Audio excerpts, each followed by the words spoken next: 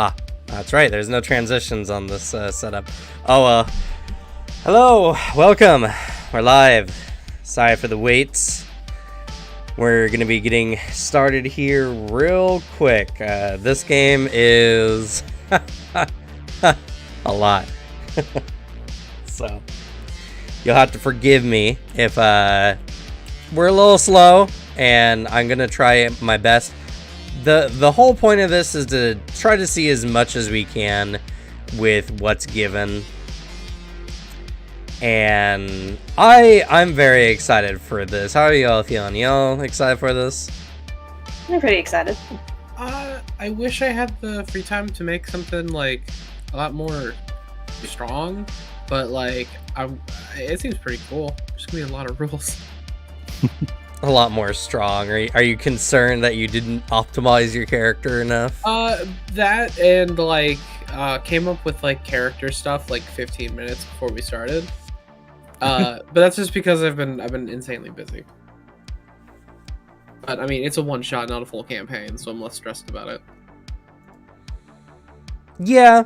I mean, the biggest thing is, and I think something I said in my video recently about the whole thing is, Shadowrun is definitely a game you want to play like once without any kind of like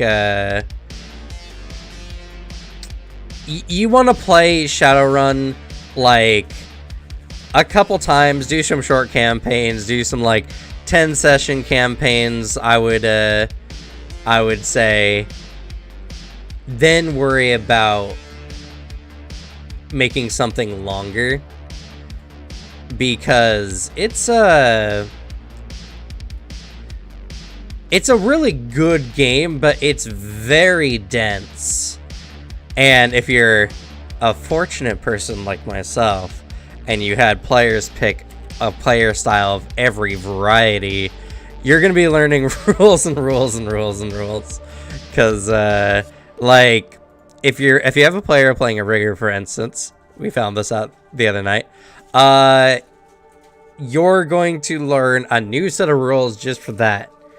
Fortunately, there's some mix over with with Decker characters or Technomancers a little, but even playing a Decker character, there's a set of rules for them. There's a set of rules for the Technomancer. Like the Street Samurai is literally the easiest character to deal with, because all they do is just go in and hurt stuff. It's easy. Thank God. I read the rules for Magic a couple times, and I'm confident I can cast a spell under 15 minutes. Nice. And yes, we have Magic as well, and that's also very fun, but complex. So, yeah. It's a fun game, though. What Cyberpunk really brings to the table, I think, more than anything else, is Cyberpunk is very stylish. You're never going to get a game quite as unique as a Shadowrun style game. The world they built is really interesting. It's very exciting. I don't know. I think it's gonna be a good time, but a lot of it is definitely gonna be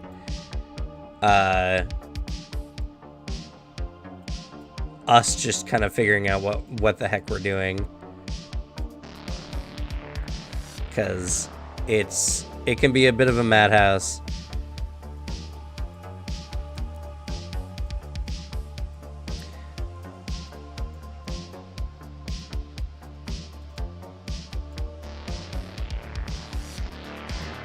Oh, okay. Last of my money, I'm just gonna buy a fuck ton of hollow points.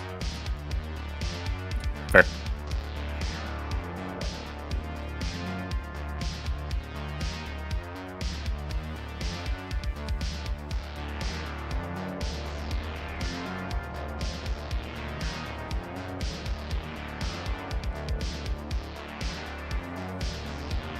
Oh, sorry, doing some stuff behind the scene. No, I got that right. What the heck?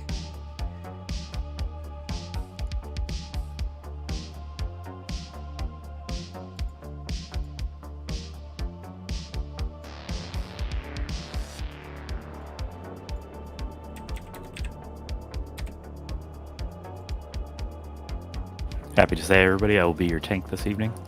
Nice. Kind of same, but not. You might mean like actual tank. Like you're just gonna bring in the tank, right? Oh, oh yeah, my car's pretty tanky too.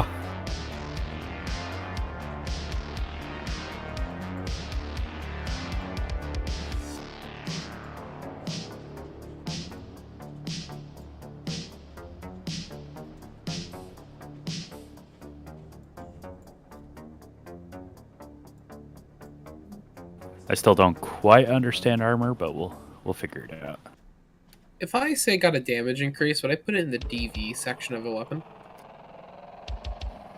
Yeah, it would be in your damage. Yeah, that's its damage value. Okay, because I get +1 damage. Nice. With that, and the pistol, how much damage does it do?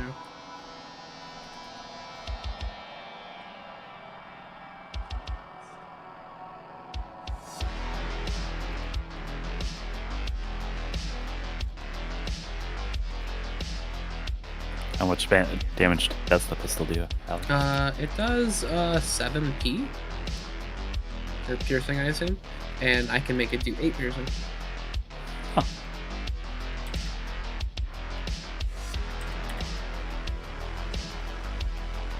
I'm gonna test it, make sure everything's right.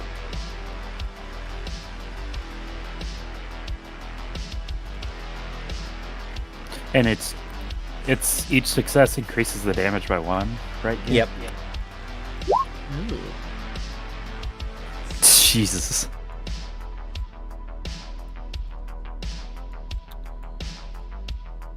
I don't think that roll went through. You gotta use your skill for it. Yeah. My skill? Yeah. That's what we got your skills for. I mean, fair, but... The weapons rolling button for some reason doesn't do anything. Okay. It's because it's not how it's normally used. Well, maybe it should. Maybe they should change this game in the old edition. Also, goddamn LP, you roll a lot of dice for your magic. Yeah. Well, thank God it's all automated. Fair. Yeah, in this situation.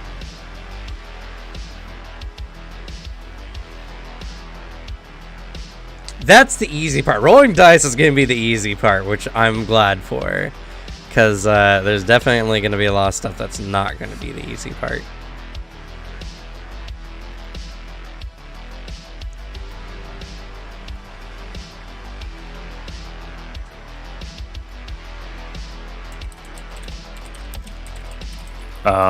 Your physical limit's gonna hurt you, Alex. I know, I think I might have a thing about that. Double check my enhancements. Because it's cheating you out of a success. Yeah, exactly. How high is your agility? My agility is a 9.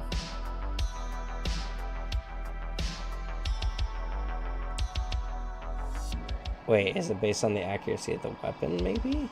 I don't think so. It's just I haven't touched my physical limit stat. Well, it's not like a stat. It should be It's based just on on... my sheet. I just don't know what it would be.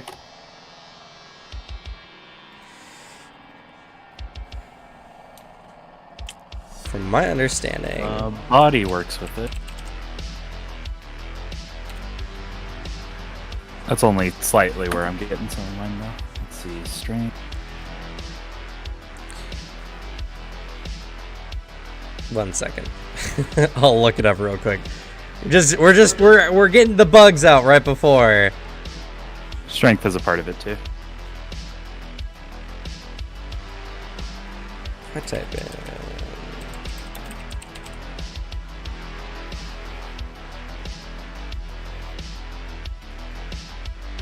Yeah, my agility doesn't touch my physical limit at all. Do you have this synaptic booster? I do. Okay, your synaptic booster does apply to your limit for reactions. Okay. And you have the enhanced articulation. No, but I could easily get it. Oh no, it just things that say physical limit in their description. Most cyber things that you get that give you a bonus also increase your physical limit for that thing. Yeah, I'm trying to check. Oh, reaction also improves your physical limit. Oh, that's cool. Because I have a cyber arm, like a full-on arm. And I also have aluminum bones.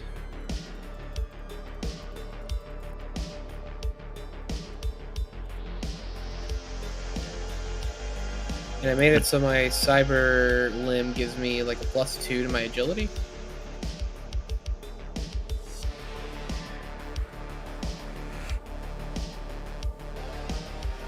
Did you add the bonus to your attributes? Yeah. I have a 7 + 2 bonus for the 9 agility.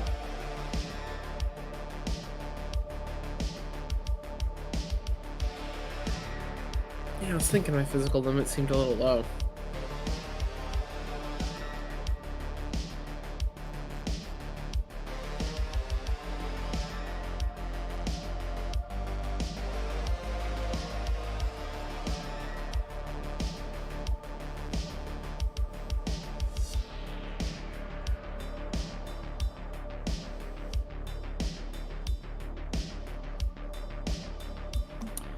Yeah, from what I can tell, agility doesn't affect it, but body reaction and strength do. Okay. 4 body, 4 reaction, 2 strength.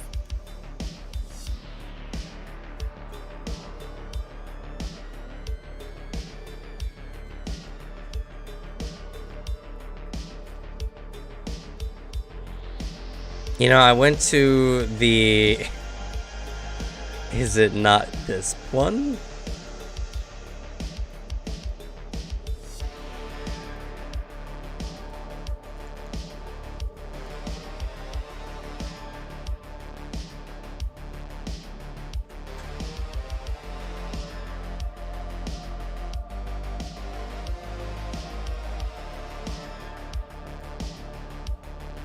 You know, this is one of the things about the game that's like, I know I read it at some point, and then I go to the section that literally talks about limits, and it doesn't tell you how to determine limits in that section.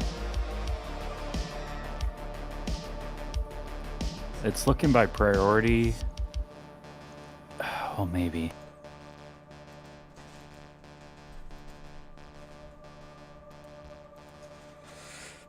Strength seems to be highest priority for physical limit because I have 5, but when I drop it to 1, I lose 3 of my physical limit. But at the same time, I have 10 body, and if I drop that to 1, Okay, I the also derived from lose 3. attributes says page 51. And then my reaction's a 6, so when I drop that to 1, I only lose 2.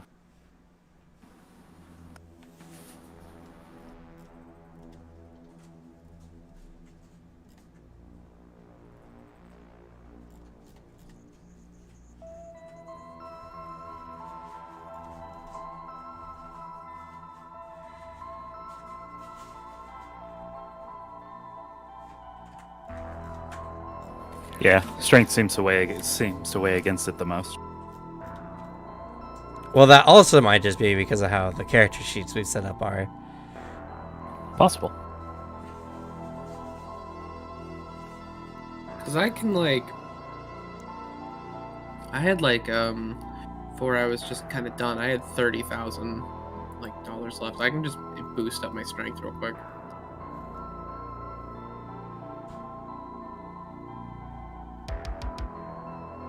Yeah, that's probably what I'll do. Just even to speed it up.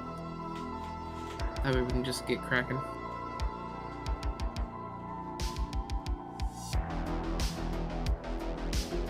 You can also use edge to get around limit. That makes sense. All right, I'm just gonna buy Okay. some more fake limbs. So my assumption is your limit is just purely based on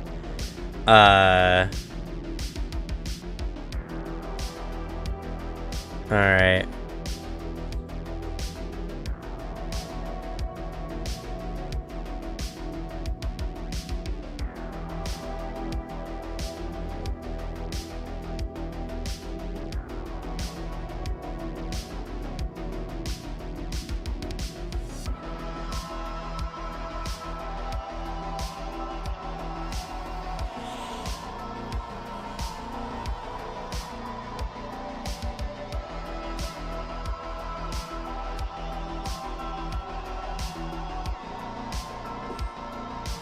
Alright, I just bought a funny robot leg that gives me +3 strength. 1 second. Shadowrun 5th. You spell 5th right. Ah, here it is. Physical limit is strength times 2 plus body plus reaction divided by 3. Okay, nice and simple, I see. Oh, goodness gracious. So, yes, strength has the highest. You know what? I think I remember looking that up too. And I now know why I don't remember that, because that's nonsense.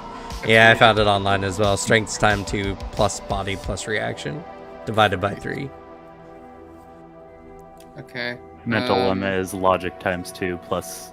So yeah, intuition increasing your plus strength 4. is the way to go, because that will be the biggest. Alright, well, I have a physical limit of 6 now. Okay, that sounds good. Oh, so that's what affects how using your essence affects social limit, because it's actually part of the equation. Yep. for social. It's part of the formula.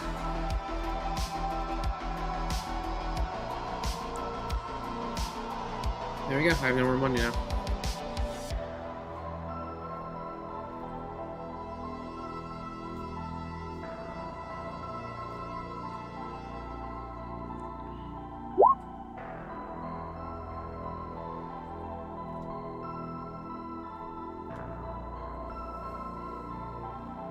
So this is... Okay, there it goes. Yeah, it got fixed.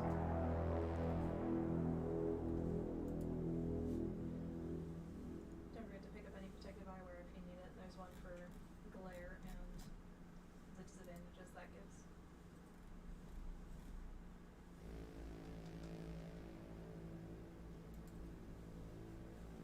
Alright, well, I'm ready. Alrighty. You were talking to you, we didn't hear you.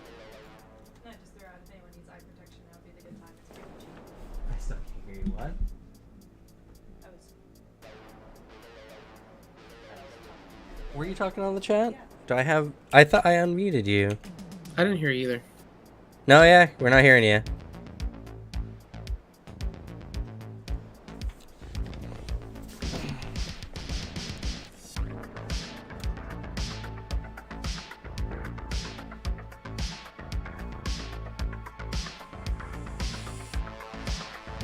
Okay, how about now?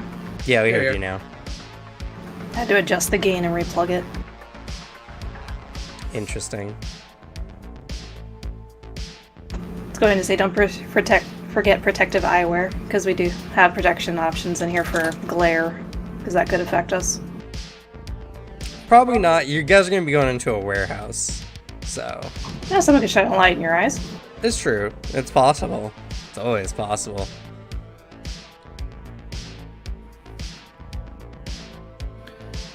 All right, Alex, have you done enough bicep curls to fire your gun better? I did some leg press. With only one of them. Alright. I think now we can actually get started.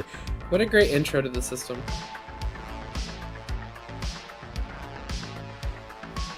Yeah, this will be on the test at the end of the session. God, we're already chewing into our time. Alrighty, cool. Let's just get started. we'll just roll with it as we go. So, you're all in Emerald City. One of the best places to live in the world, if you have enough money for it. Now, obviously, none of y'all have enough money for it. because only a nut would be a Shadowrunner. Now, for whatever reason, either through associated contacts or maybe y'all knew each other before your life went to shit, you're gonna be working together. And not only that, but because maybe you're just dipping your toe into the world of Shadowrunners, or maybe you're trying to stay low after a particularly risky biz, you're taking an easy mission, something simple, or at least that's what your contacts like to say. So, in a dirty, dungy alley with garbage everywhere and some kind of sludge on the ground, you don't know what that is, you're at the meetup point where you're going to be meeting the client. Now, you're in a somewhat busy area, but no one walks into the back streets. That's where you meet the criminals. It's only fitting that you all be waiting there. With steam rising out of vents nearby, and just the lightest drizzle of rain, because it never seems to stop raining in this place. We're gonna have y'all enter the scene, and as you enter the scene, you're gonna describe, you know, as precisely as you can, succinctly, how your character looks and what you're doing when you get into the scene. You're gonna come in active. Who would like to go first?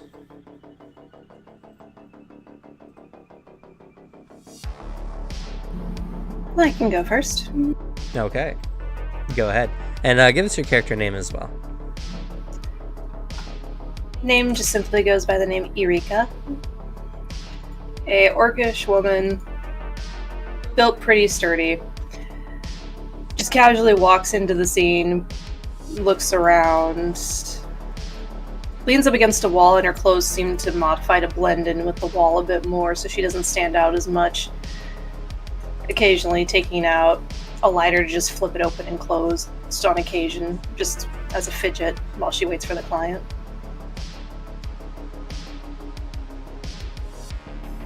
Okay. Any other modifications? Any other kind of cyberware you're wearing?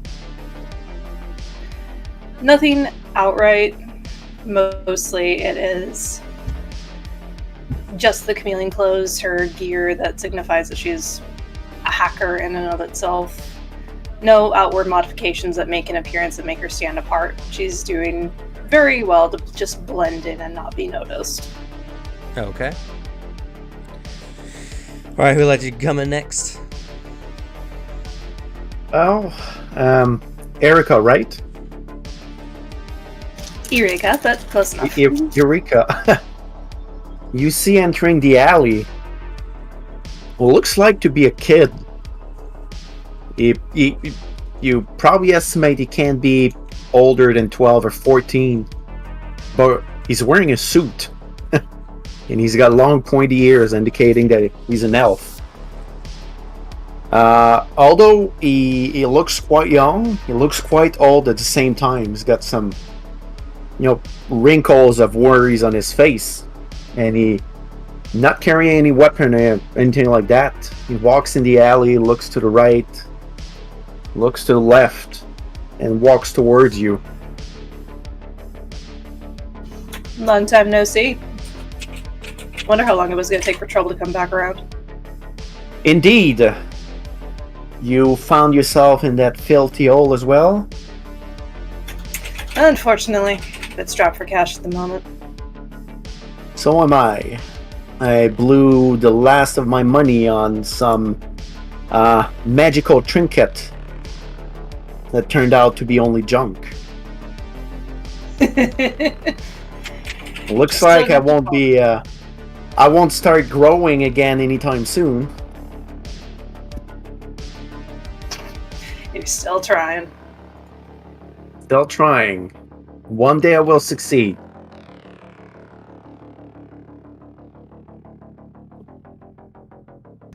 All right. Next.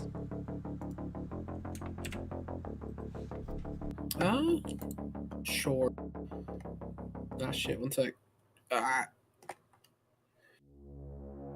My computer's freaking out, one sec.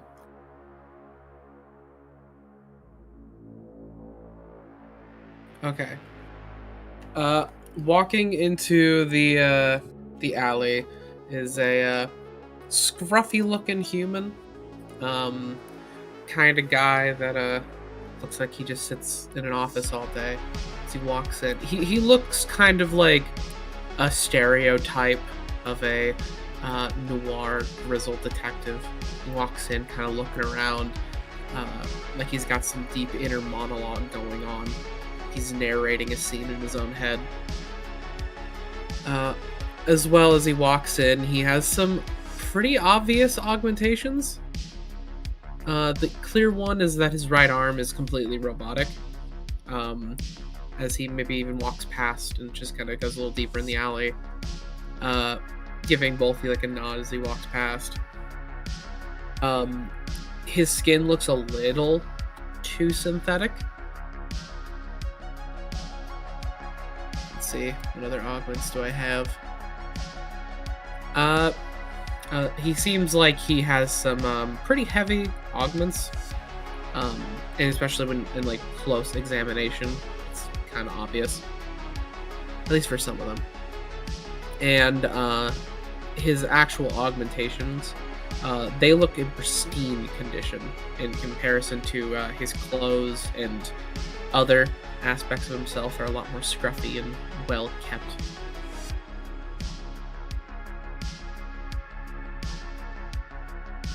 What are you doing when you enter the scene? Walks in, nods at the two that are still here. No sign of a client yet. Nope. Not a sign. As he like scans around, seeing like if there's any fun vantage points or ambush setups. Do they just get walked into a trap? All right. This is a good opportunity to have our first roll of the session and kind of get used to how this all works. And important thing to know, I do have advanced vision and low light eyes. What's your advanced vision do? +3 to my limit on perception. And Nice. low light eyes is what it says on the tin. Right. All right, scouting around. Roll for me a perception. Okay, I wonder if I'm trained in it. I am slightly.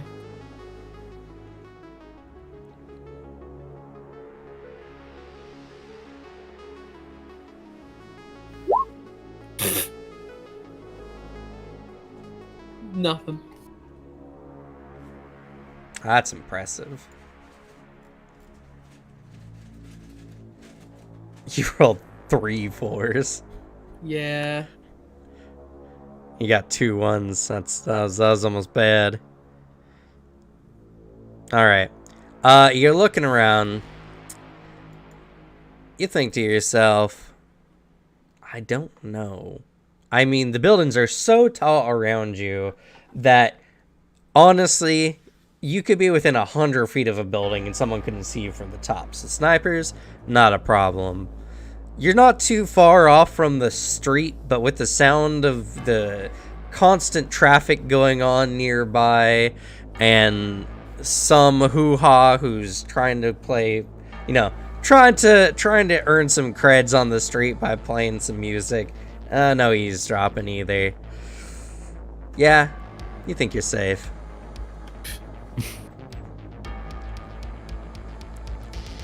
All right, and our last member. It's less you see him first and more you hear. Left turn in a few feet. and then you see a car go by. You've missed your turn. Recalculating.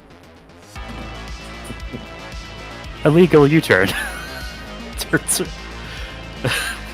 Right turn in a few feet. It seems you have missed your turn again as the car goes by.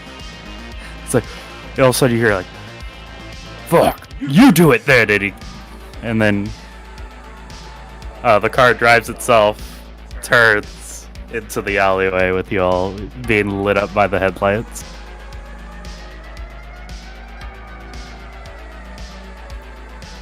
Window gets rolled down.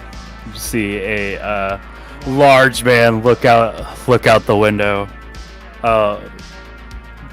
Very large curved horns, some bone protrusions from the chest.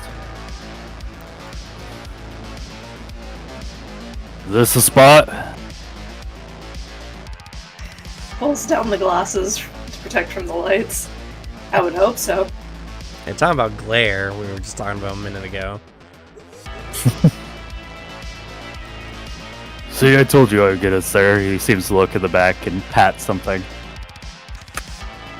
And then turns the car off and gets out.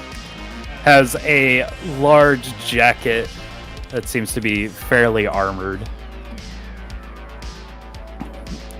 Kind of steps out and hobbles for a second and then slams the door. And then walks up to y'all. So you get some upgrades to the car? A few. Where you can say Jericho? Have some trouble getting here. I never have trouble getting anywhere. I'm a driver. Just like slow nods. Yeah.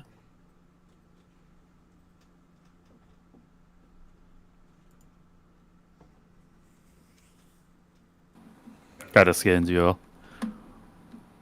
Well, I've seen a couple of you. I don't think any of you particularly set up jobs. Who we been? Hasn't shown up yet. Should be here any minute, though. Hopefully you didn't run him over on your way here. I am a perfectly capable driver. I would never hit anybody unintentionally. Of course. So the individual you're all supposed to be meeting is a dwarven man who would like to remain anonymous. Fair. He's a factory worker, but one of the skilled factory workers. He's no assembly chrome, but he's definitely, you know, he don't got too much, but he's got more than any of y'all combined, so.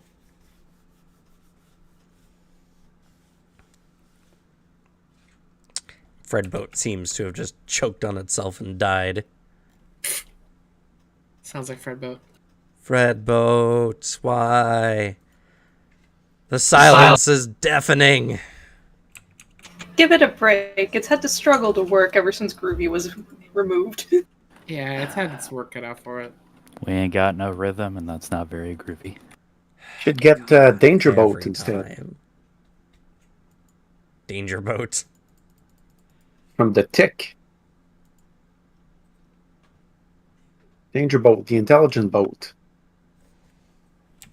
Alright, one second. Gotta refine the. Alright, I just need to keep this URL. I need to just save this URL.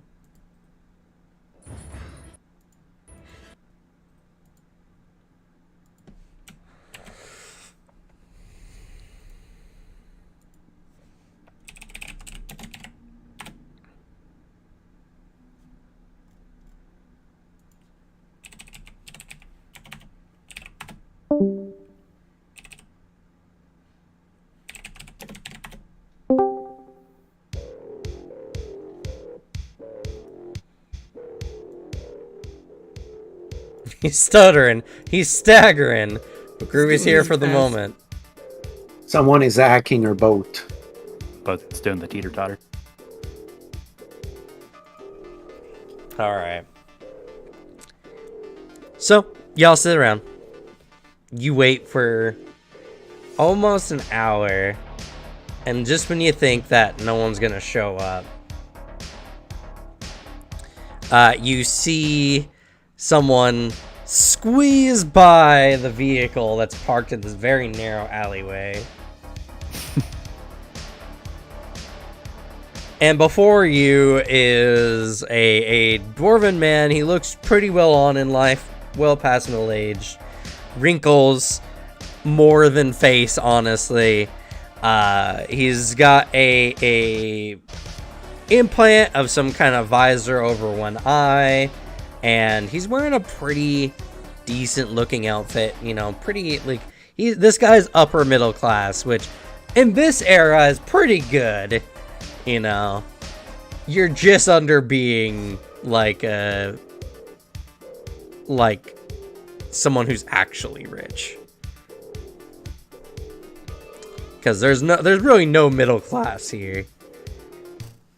There's people who got money and people who don't, and there's a lot of people who don't got money. Anyway, he squeezes by and he's like, ugh, yeah. You're the Shadowrunners. He leans in. He seems very timid. It's probably his first time interacting with Shadowrunners. That art. Sorry. Indeed, we are.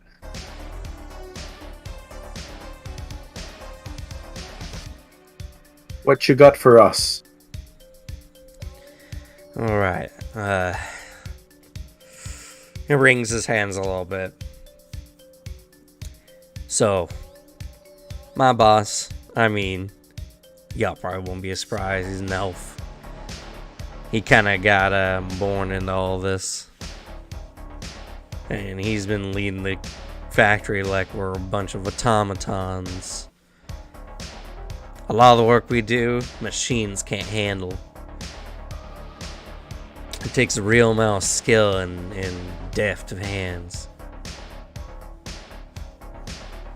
But man keeps pushing us, and I got word recently from one of my coworkers that we got a big contract, huge payout.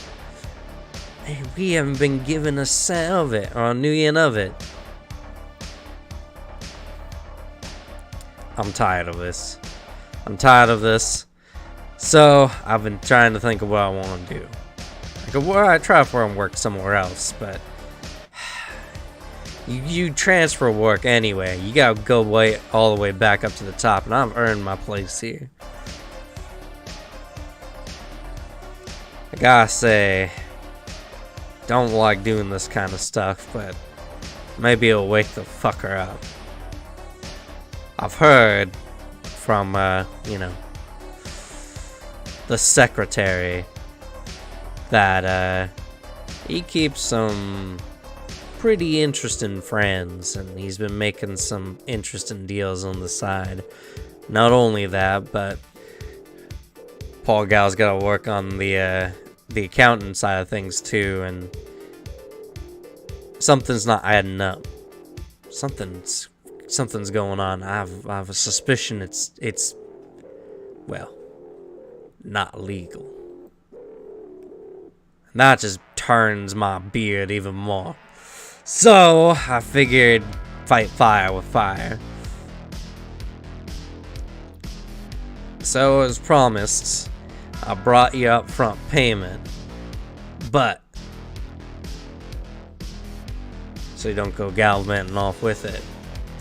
The cred sticks are deactivated until you get the job done. And what You exactly can verify do you want us to do to him? Sorry, what? What exactly do you want us to do to him? Just scare him? No, you need to get that info. I'm gonna turn it in. Well, I'm gonna turn it in anonymously, and big old Corpo is gonna come down on his guy's head, because if there's anyone you don't mess with, it's Corpo. They don't like being cheated. And with the recent contracts we've been getting, I'm pretty sure good old managers tucking quite a few creds underneath his belt, you know what I mean? So, here you go. He sets down a case and he opens up, and there's a good number of creds on them. Looking at the cred sticks, you can identify that these are 10,000 New Yen cred sticks, and there seem to be about 10 of them. So he's gonna pay y'all 100,000 New Yen for the job. Pretty sizable amount. That's 25,000 New Yen split between you. That's enough for another leg. But remember, the sticks are deactivated until you get the job done. If you want to check the credibility, feel free.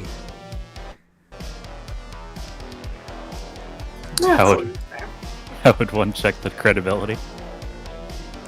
You're gonna have to jack into the device.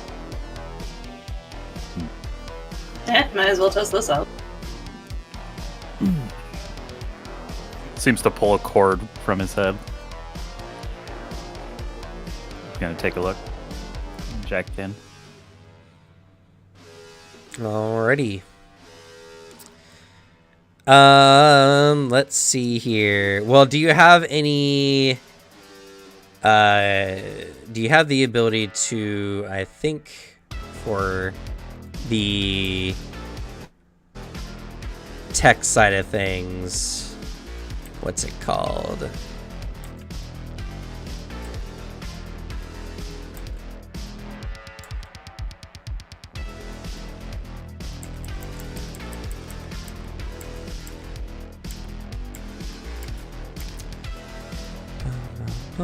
Do you have any data processing ability?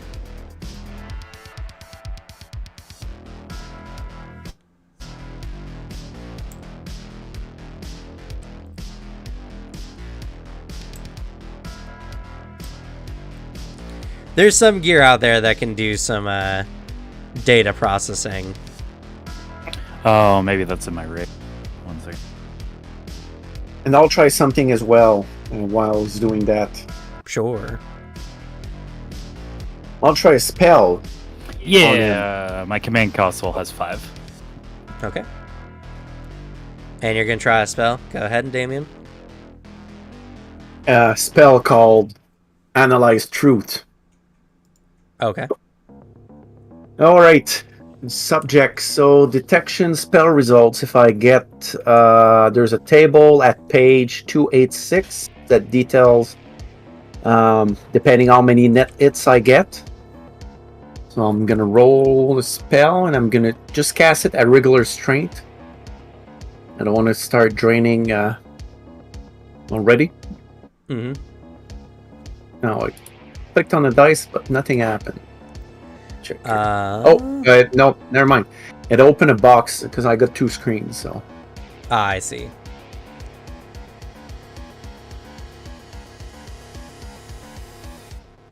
oh my god.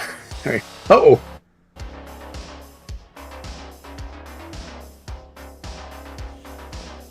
Okay. All right. So that's what 5 success. And I don't know what's the difference between incoming drain and drain reset. Okay, so I got 3. I guess I'm gonna have 3 drain after that. yes, you'll get 3 drain after that.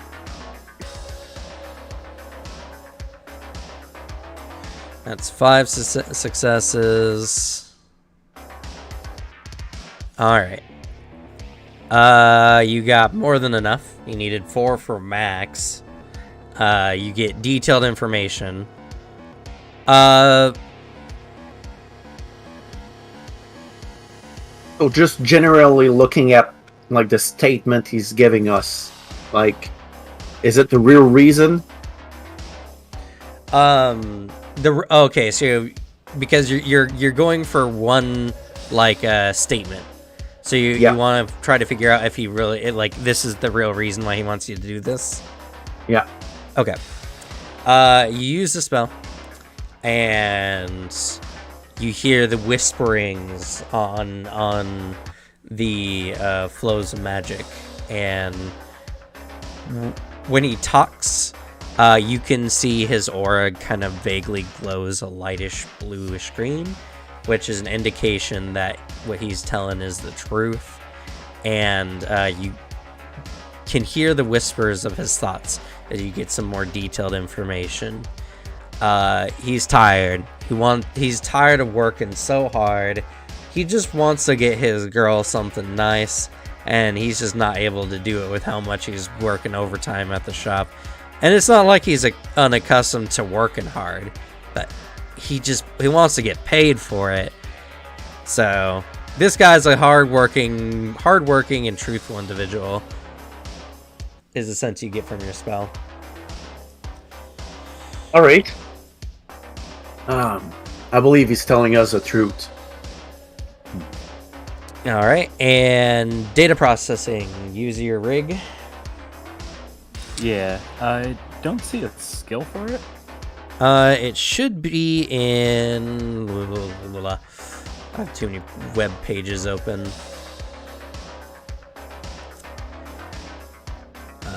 Not that one.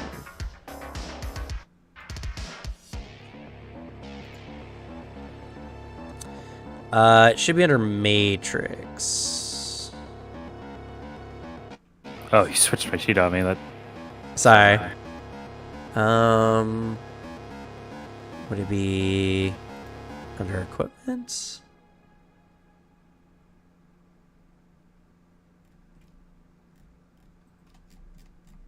Where'd you put your rig?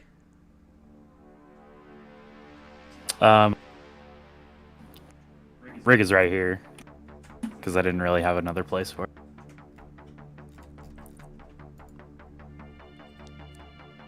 One second. I'm looking at something. Okay. Under the cyber deck here, you can put the stats for the things that you do have on it. Even though you're not using a cyber deck, they use some of the same stuff. Okay. Let's see. So data processing 5, firewall 6.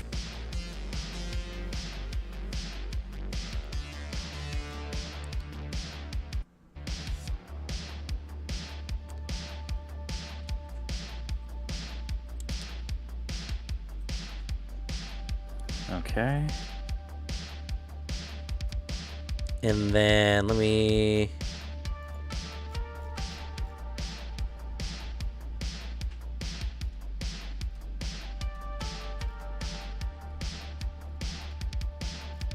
Is there not a tech skill section? Guess not. Science skill, maybe?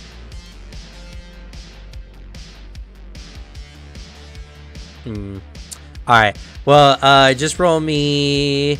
it's going to be your data processing plus your logic. Okay. And then Erica, you were going to do something? Might as well get all your skills out on the table so we can figure them out. I have some resonance skills. Okay. Would registering be a good way to confirm? No, registering is for spirits or sprites. I think you're going to want to do. Let's see. What would be the limit? It's a mental limit. Okay. I just created a skill for it to make it easier. That's fair.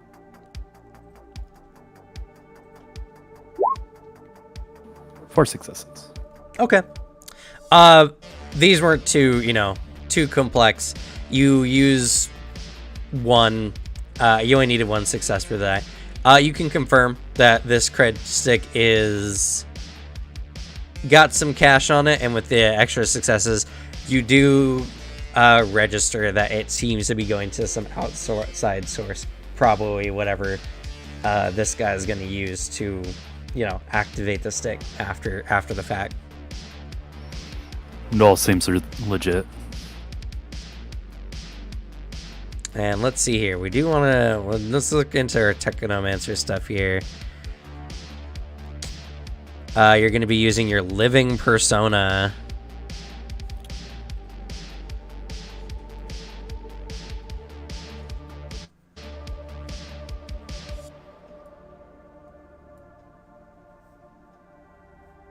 Okay.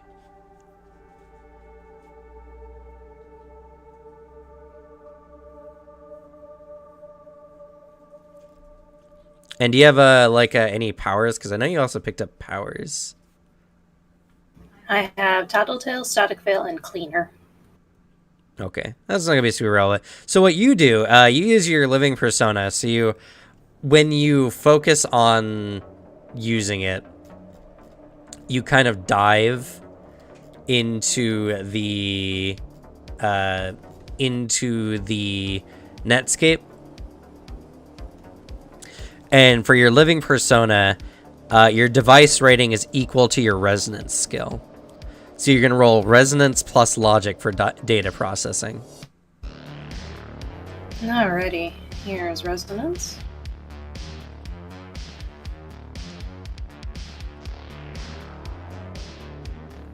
Why is it asking?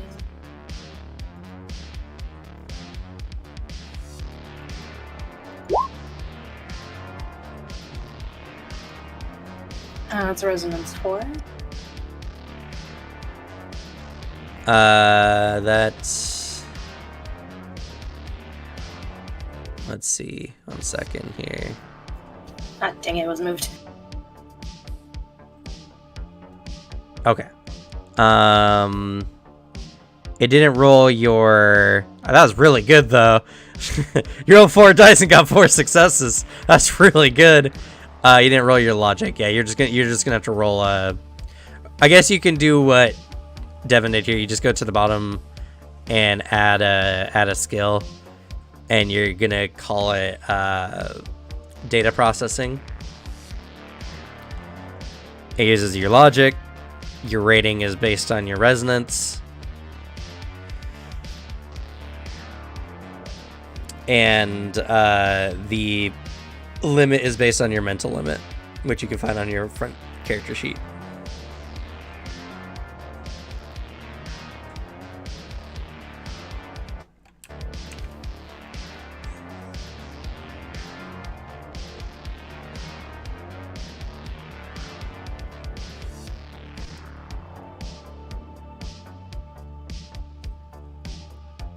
Okay, do I need add anything else for specialization or anything like that? Nope, not unless you have anything that modifies your pool. Nope. So that's off the resonance.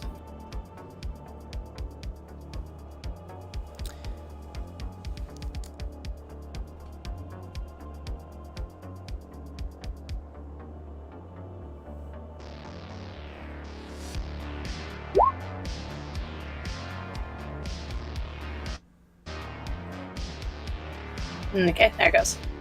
Okay. So, yeah, you hold it and you focus.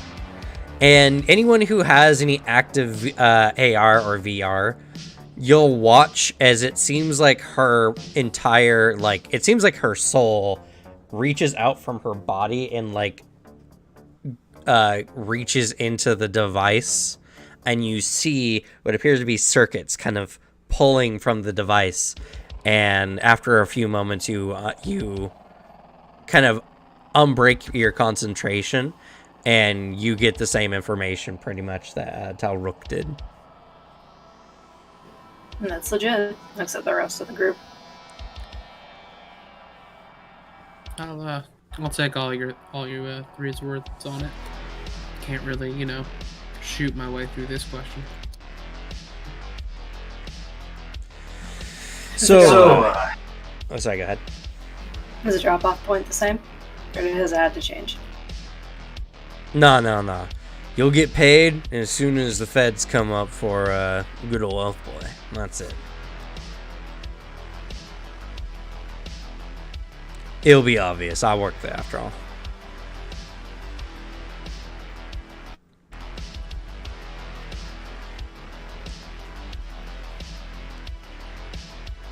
So, tell us exactly where we go Oh, and right, what of exactly we need to get.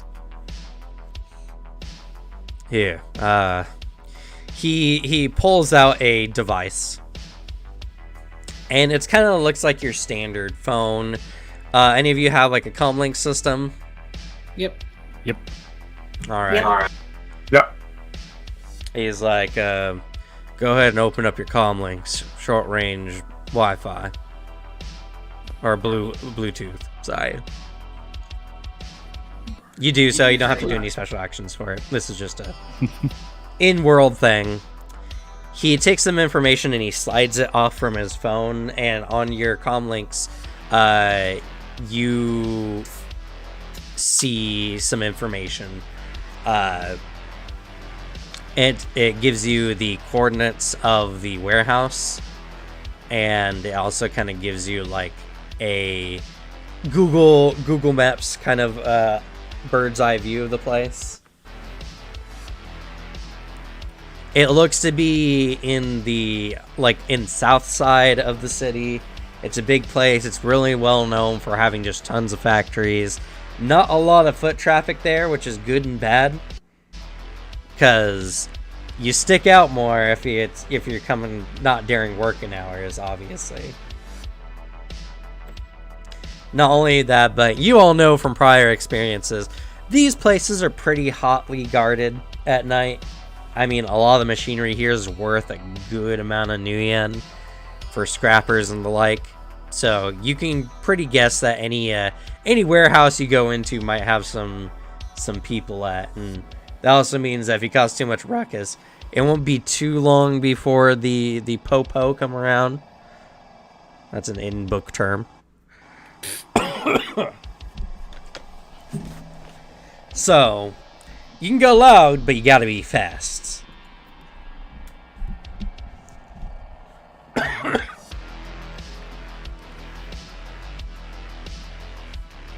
With all the extra cred coming in, has the up security at least.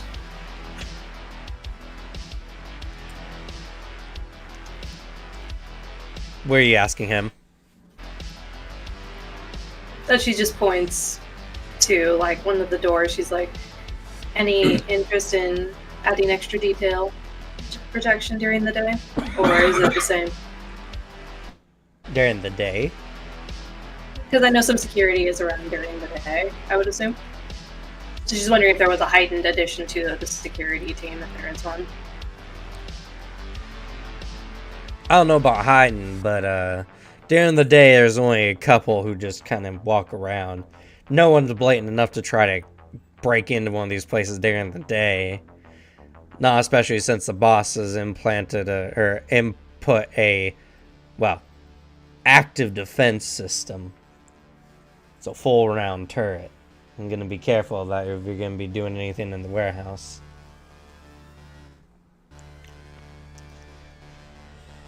At night, I definitely know that a few of the guards like to clock in. Pretty tight security from what I wager.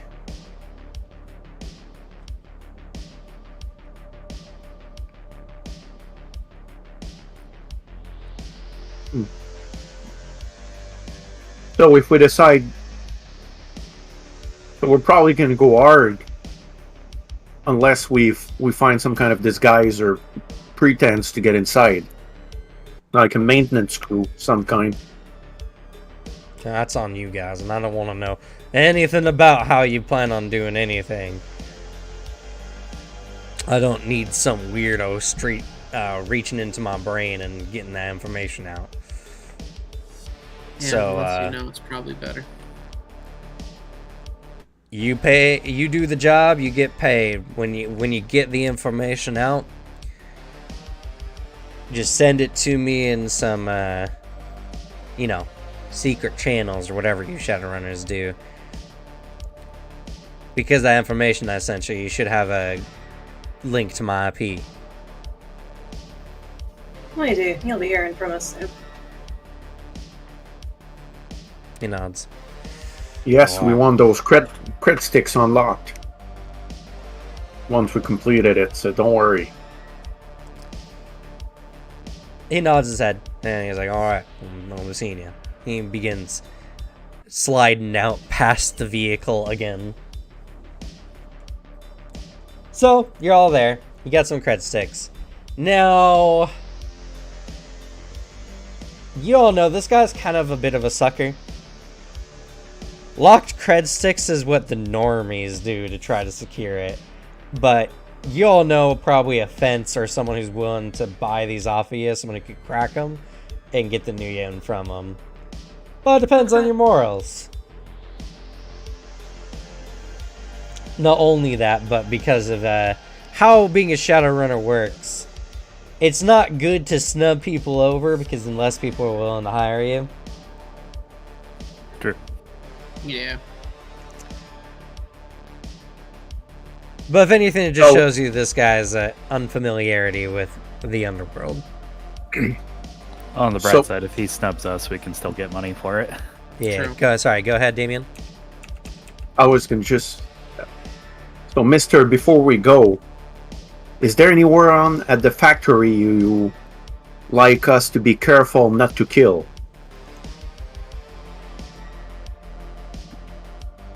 I Do you have any friends working there, or...? Well, he kind of already left. Oh, But, okay. you can assume that, you know, like, he seems like a good guy. He probably would prefer you not murder anyone. But, you know, this is a job these people set up for, so, shrug emoji. Fair. Yeah. All right, then, should we all get in that nice and fancy car and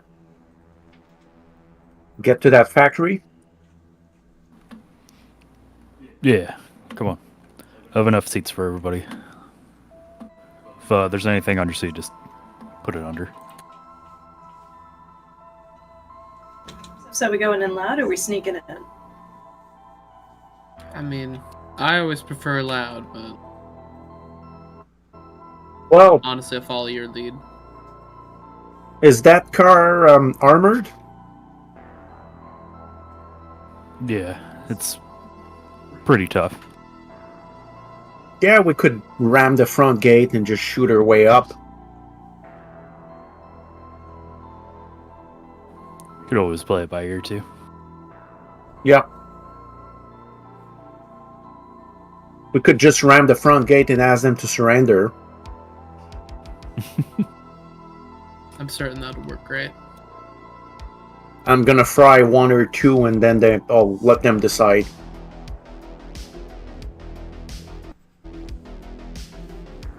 No, it doesn't hurt to scope the place out at least. We'll just not have my baby get too scratched up, alright? Of course. Hopefully not. About what time of day is it right about now? You all met up pretty late.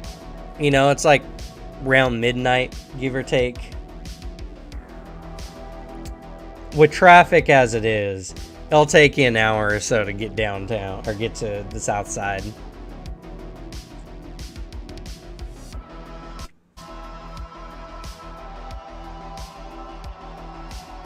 Well, shall we get going? Right. Gets in. Just watch out for Rubber and Fluffy. They're pretty harmless. Oh, you got some new additions. Yeah. Kind of like smiles to himself. Welcome aboard.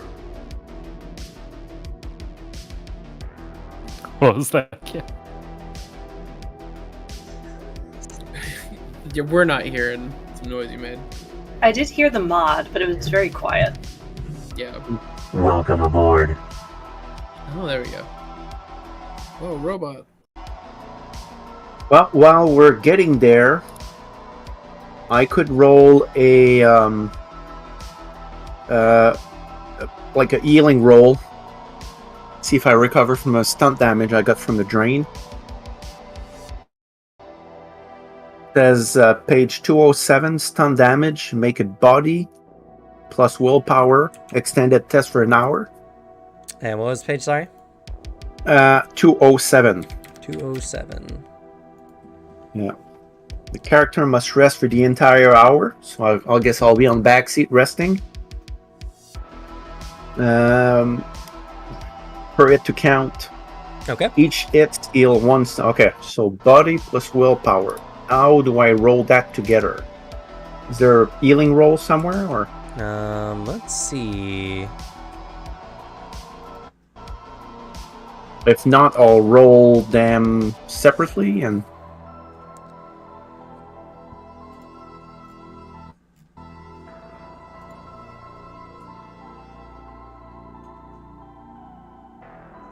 I don't see anything.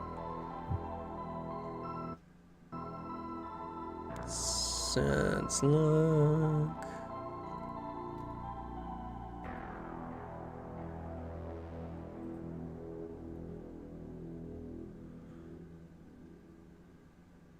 And his body plus what?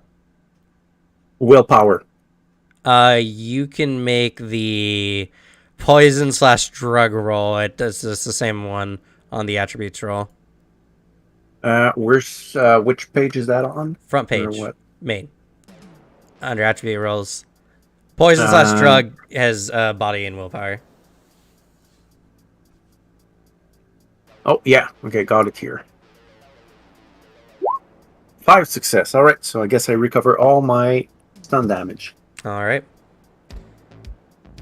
Nice. Do I roll for drive? You don't need to. One auto grid will pretty much take you where you need to go, but the biggest thing is it's traffic. Driving is unless you want to keep tapping the accelerator the whole time, there's not really too much to do. That's fair.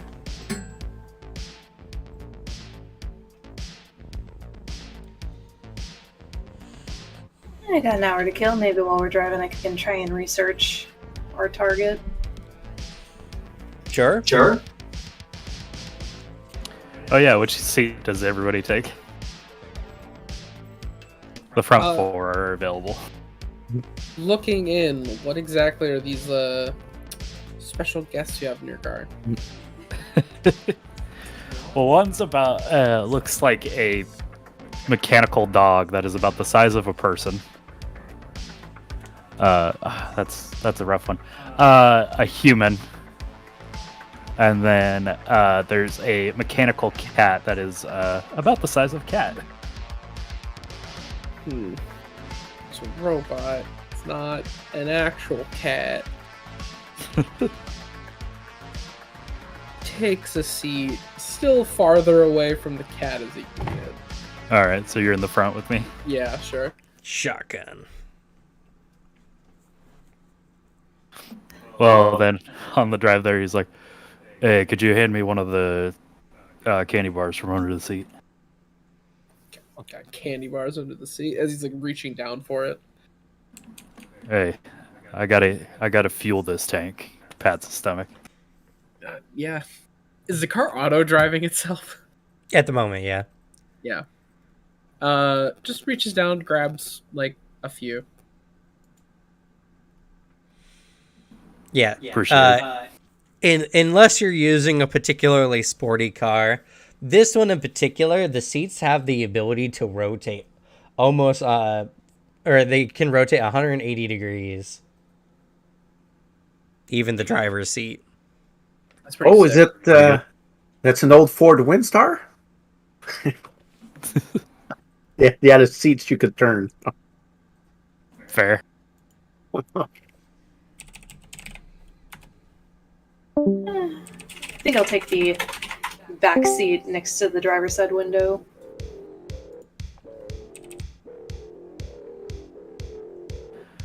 Oh, and your taxi hands you a bar back. Thanks. Says with a smile. Yeah, he'll take it and eat it. All right, so Erica, you're looking up. What are you looking up on this place specifically? Now she's looking up the guy they're looking, scoping at anything, social media, obvious stuff. Seeing if there's get an idea for this guy's character. Well, in this day and age, it's damn near impossible to escape the public eye. Whatever you do online, even just kissing your mom goodbye, gets put somewhere on the web. It's just about finding it. This is going to be a computer skill roll.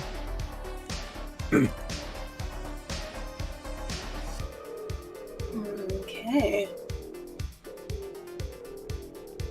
Of course, it's the one I did not invest in, but okay.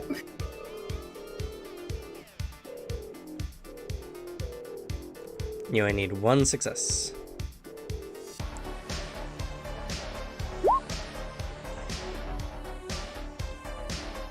All right.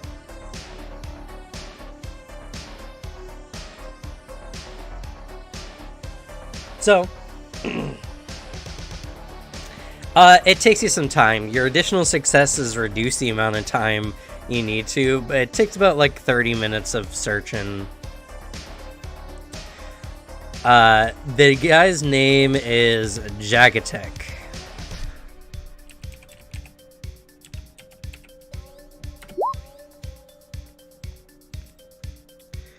Well, Kim Jagatek. Jagatek is the family name of,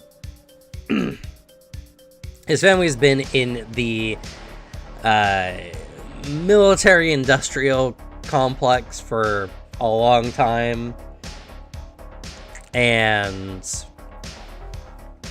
this was something that he's inherited after his, late mother's death.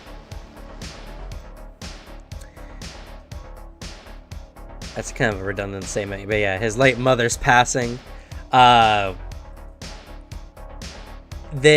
He seems to be predominantly focused on cybernetic parts for augments, mostly used in the military fields.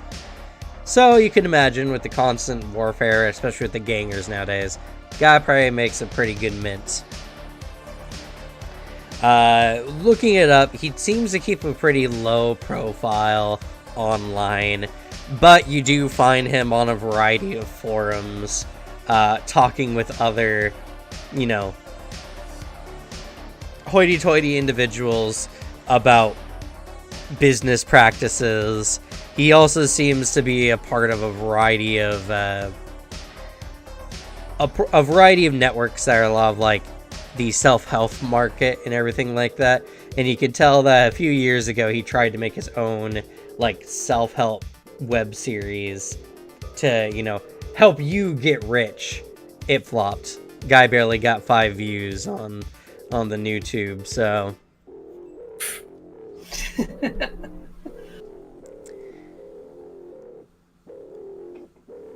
the only thing that really strikes out at you is a lot lately on my book.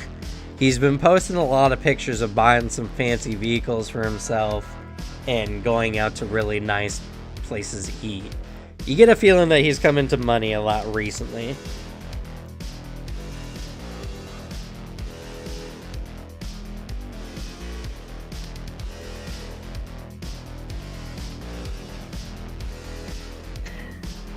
Hey, y'all want to get a good chuckle at our target? And just starts rambling off all this stuff.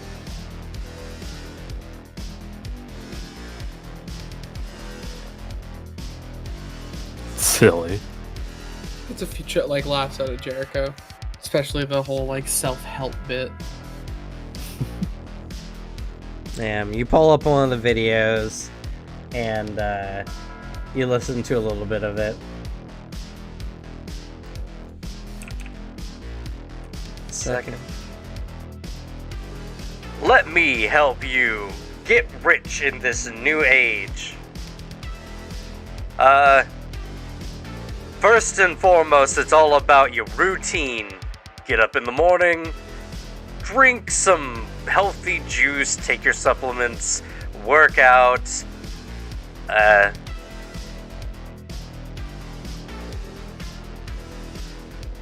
It's poorly done. It looks like he tried to film it himself, and it's embarrassing. Poor guy.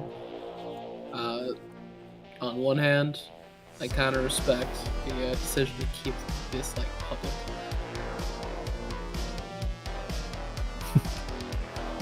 I mean, I don't think he wants this to be full public knowledge at this point, but I think we can finish the job by just like posting this on a few forums. I could probably do something about that. How about after the job? Post it. Oh yeah. The job doesn't say anything about ruining his reputation. Does the man at least have a decent taste in cars? Oh, he gets top of the line stuff. He dresses really nice. His acting is the worst part about him. He definitely has an air of not knowing what he's talking about. So, I'm really no tech expert, but would there be a way to use that stuff to impersonate him?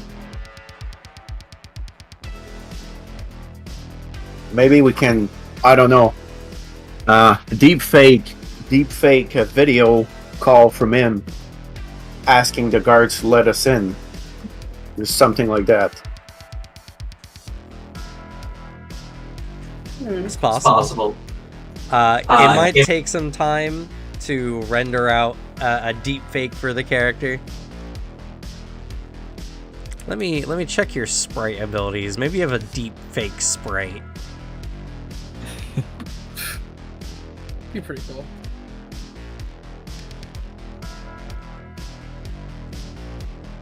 I got a pretty good video card. It's a 10,080. Well, you got the 3080? How'd you get that? No, I'm talking in the future. Yeah. It's 1,080. Oh no. Yeah. Damn. Well, shortage. That I thought that stuff was like not even sold anymore. Way advanced. But also we could just go in, kick the door, and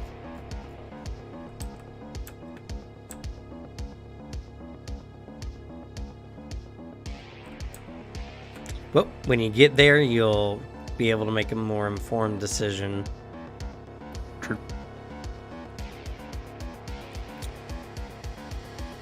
Where is the techno stuff? I was just there not too long ago.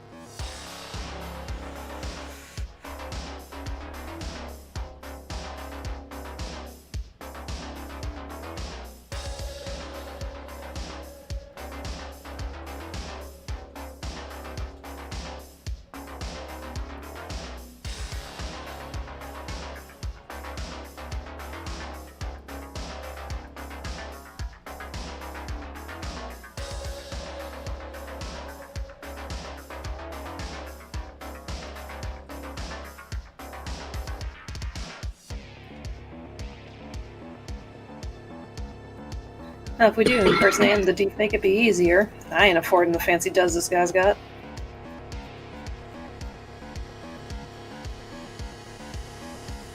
yeah, I was thinking of maybe making a call from the car here, pretending to be him, and giving instructions to whoever's in charge of security to let us in. There's that. I'm sure there's also a few guards that wouldn't mind some additional new yen in their pocket. I ain't above bribing people to let me in. You can always do that. Yeah, I don't want to decrease too much my my payout.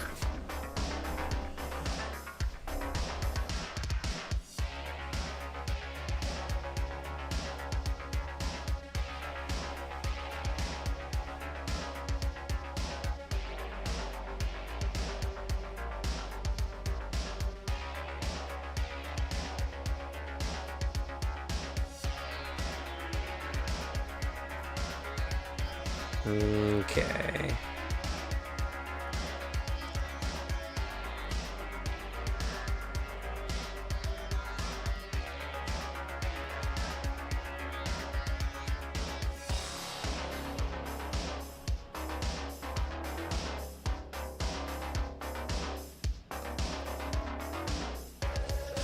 Sorry, I was going through and adding descriptions to my autosofts.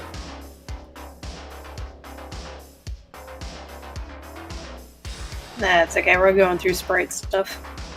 Yeah, let's do a lot of sprite stuff. I'm trying to find if there's anything I can even, like, slightly relate to what you're trying to do. But that might take too much time. That's a pretty sick table area in that car, actually.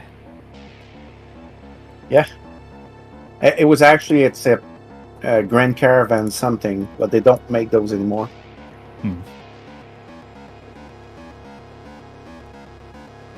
Yeah, I haven't seen cars with like chairs facing the other direction in like a long time. Oh yeah, it might be tough too, because like yeah, Shadowrun's definitely decision was put out before deepfakes were like a thing. Or like Yeah, it really was. I did get an edit file you can do. It would be a computer plus data processing plus versus intuition plus firewall. So it's a contested check. I would say computer plus data processing is not too. Oh, I guess because you're a technomancer, it'd just be computer plus logic for you. Okay. I will say you'll need a minimum of 3 successes to do it in real time. Okay. Something you can possibly do. Let's see here. Trying to make up rolls for a system I know nothing about, but you're a technomancer and you do get some cool abilities.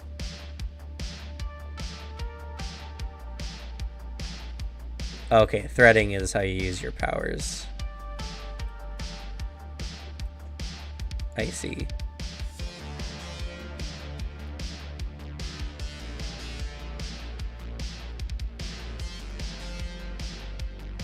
Trying to see if you can get a sprite to help you out with this. Because sprites do have some good abilities.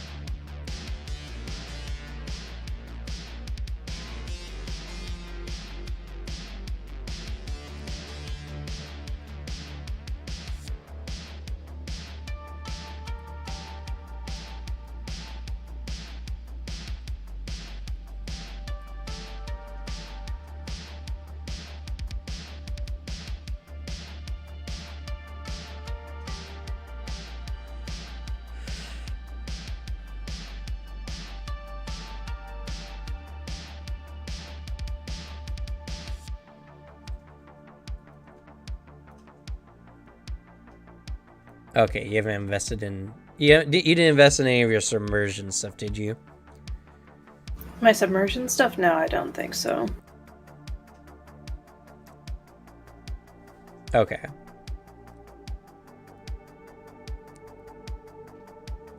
Yeah, no, I have nothing in submersion.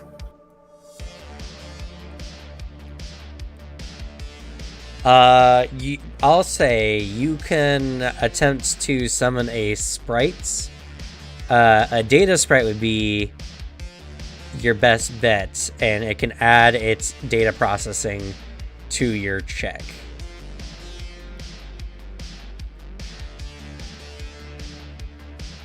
Okay. You're probably going to want to summon a data sprite, and you need to use your compile skill. Alrighty. What page is the data sprite on?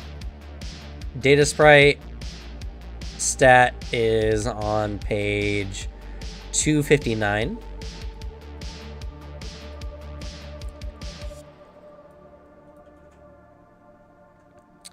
And you're going to use the compile sprite action, which uses your compile persistence. You have a compile skill in your character sheet. And you want to determine the level of sprite you're going to create.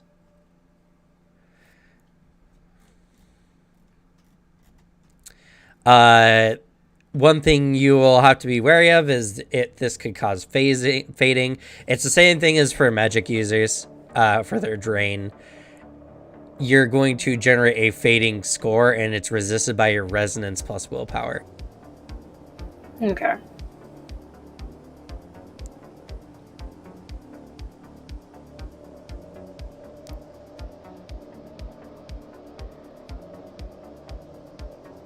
All right.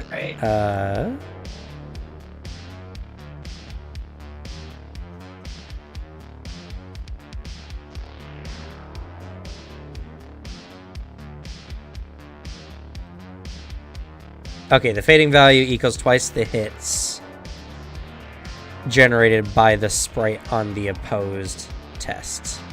Okay. Alright, cool. I got it. I understood. You're probably going to want to do this... Oh, no, you could do it beforehand. Alright, so you want to compile a sprite. You're going to roll compiling plus resonance, and you need to determine what level of sprite you're going up against. The higher the level, the better its skill. Okay.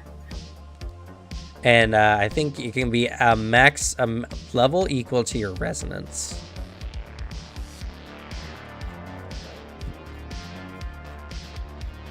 Okay, so that'd be 4. But the higher the level of the sprite, the more dice it's going to roll against you.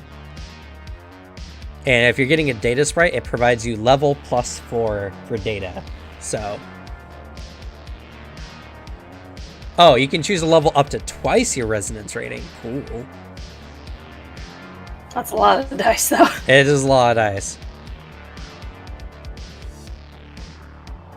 Let's do level 4. I'll give level 4 a shot. Okay, so you're going for a level 4 sprite. Alright, go ahead and roll. And this was compiling, correct? Yes.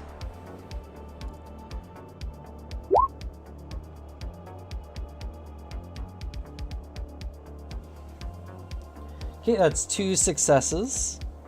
So that is, you do compile the sprite, and you see before you in the metaverse there a bunch of what looks like expanding or shrinking pixels. They're forming together to form what appears to be a small nondescript creature. As it comes into existence, you feel some resistance as it begins to, as compiling this out of nothing is straining. Let's see.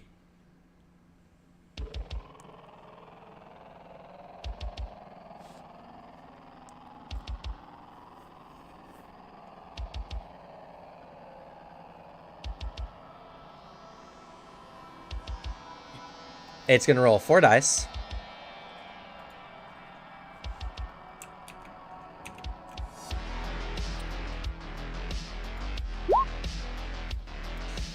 Okay, that's 2 hits. So that's going to be a total of 4 damage coming your way. Now you're going to roll your resonance plus willpower. Let's see here. I don't think you can just roll your resonant or your willpower and resonance dice and count the successes. Okay.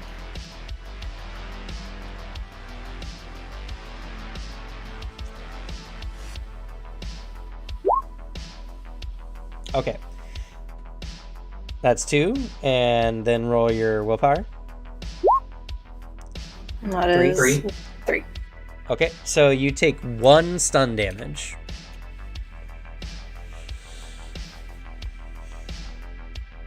But you compile the sprite, and this sprite can now, since you got 2 successes, can do 2 actions for you.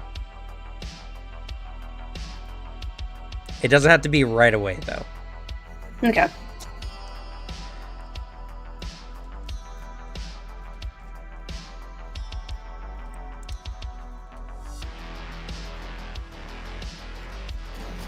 Okay, and once it completes those 2 actions, it's gone. It's gone unless you want to use the... What's it called? You can attempt to register the sprite, but that takes an amount of time equal to hours in sprite level. Okay. How long does it take to form a sprite? It's a complex action, so you can do it in a combat round. Okay.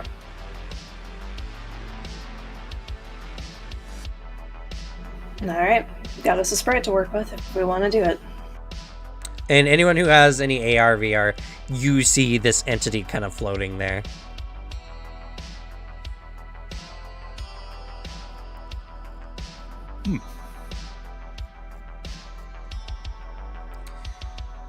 What does the entity look like? Sure, if you have any aesthetics for it.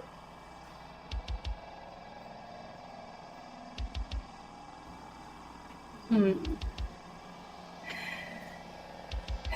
kind of know how the, what was it, that angel that's the rings?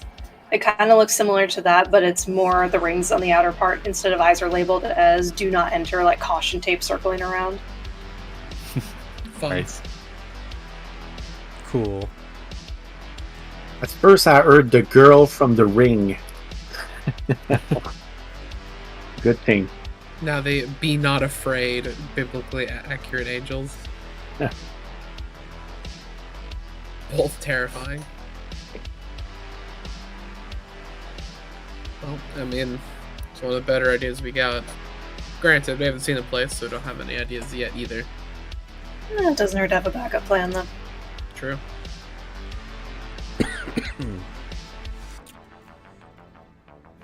If the person in front of us ever knows how to merge properly.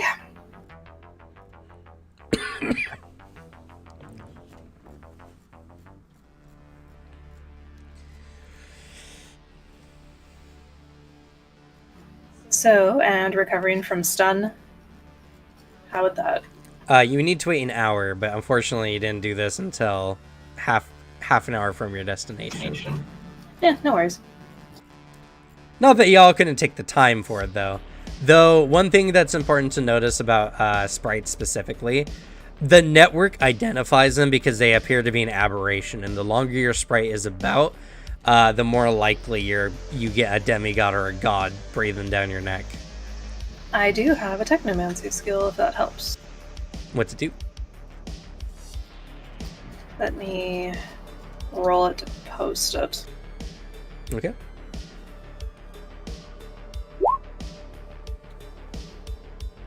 That's probably mostly for me, but it's still useful.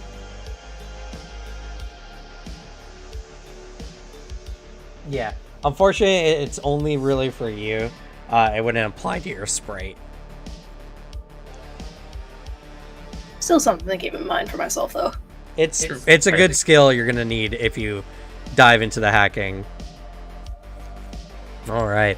So you start pulling up to the south side, and you can just see it's just warehouse on your right, warehouse on your left, construction plants, all this kind of stuff.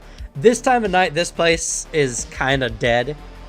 Though, as you're kind of driving through these streets, you do see the occasional flashlight from a security guard about. So, this tells you probably can't linger around too much without someone taking notice and possibly causing an alert.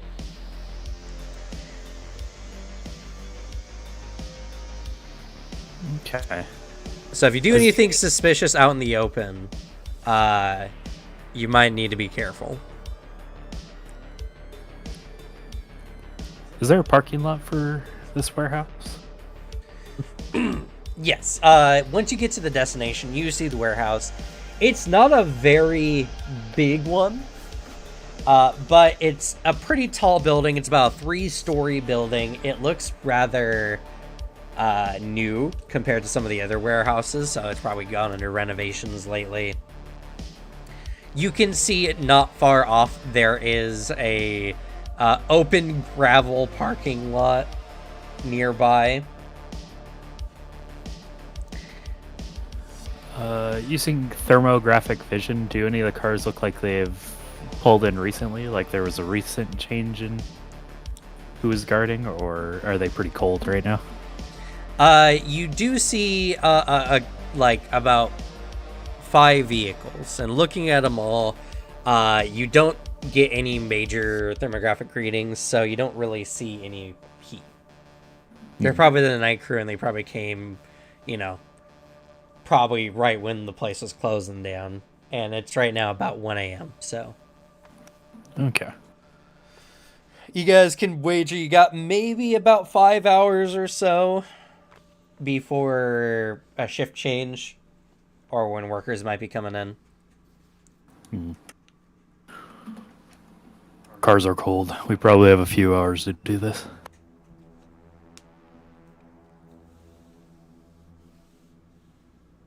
Now actually seeing the place, are there any like entry points, gaps in security that are noticeable from out the outside?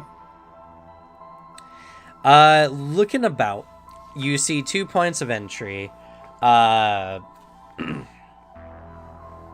You see what appears to be an employee entrance, and then you see what appears to be a docking station for trucks to come in. I guess there's 2 shutter doors, so 2 trucks could come and load up. Not only that, kind of looking around, there's not too much in the way of windows, but you see somewhere on the 3rd story on the eastern side of the building, there do seem to be some windows that kind of look out onto the street. You don't know exactly what they lead into. It could be the main office. It could be like the lunch, like lunchroom or whatever, break room. Biggest problem is the building's it's a sheer climb up to the top, and without any kind of grappling hooks or anything, it'd be impossible to get up there. Grappling hook, you say? I do have a grapple gun. Or a grapple, augment. Well, I Might be have a grapple gun, yeah. How's the security around that area of the windows? you can't tell from the outside.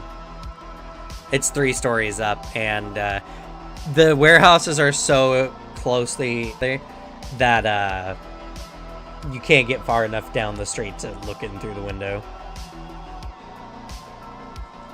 Also, if it does come up, I have I do got a bunch of key card copiers we can use. Sequencer, maglock passkeys. Possibly get security access or employee access, which is you only get a card.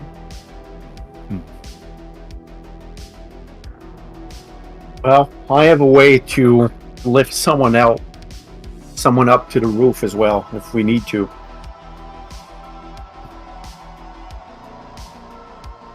So, should we start from the top or start from the bottom?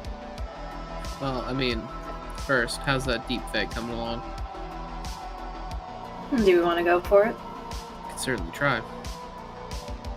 Alrighty. I guess we'll try and deep fake Kim Jagatek's voice to give us access. Okay. So, first what you're going to need to do is you're going to need to get connected to one of the guards. Oh, something else you can do, because you do have a magic caster. You can astrally project to kind of get a feeling for the building if you want. Because when you astral project, you can move through solid objects.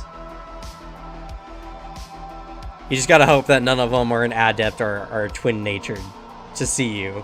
But it's a low-level warehouse, probably no big deal. Probably.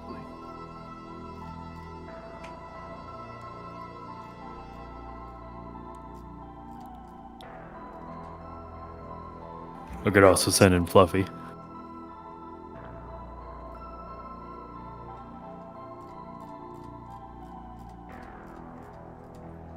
Oh yeah. when you take a look at this building in VR or AR space, you see that the building has a firewall that kind of like surrounds it. Like a lot of buildings, especially work buildings kind of like this, have some general surface level protection from the public net around it. And in virtual space, it looks like the building that you're going into. So if you want to like go into VR space and try to infiltrate the building that way, you'll have to get through the building's base level security to see what's going on.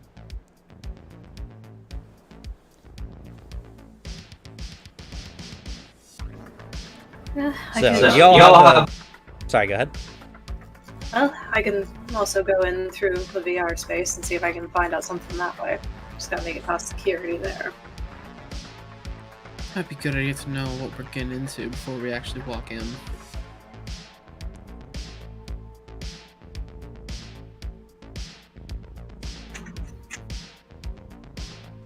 Well, I guess you can try that. And when you mentioned connecting with the security guards, you mean like connecting with a comm link with them, or actually talking with them in person? You'd have to connect to their comm link because you don't know like their phone number or anything like that.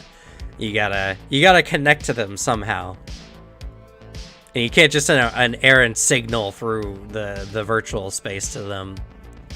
Okay. Well, I can definitely go do that. I guess I can attempt to look through the VR space and see if I can find anything. Sure. You could try calling the main line, asking them why they're not picking up the phone, because you got a team coming in.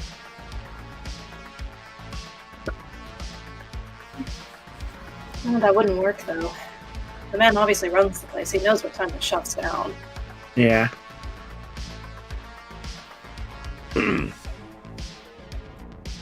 Still, I can try and get some data on what's inside, so we know what's inside to get us a general idea. I just have to get past the firewall.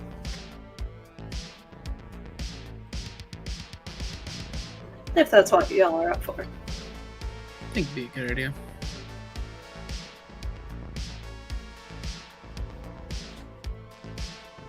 Seems alright with me. Yep. Okay. Alright, I'm hacking into a firewall. All right.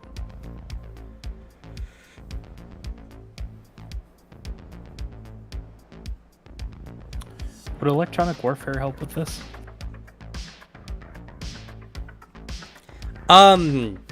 Yes and no.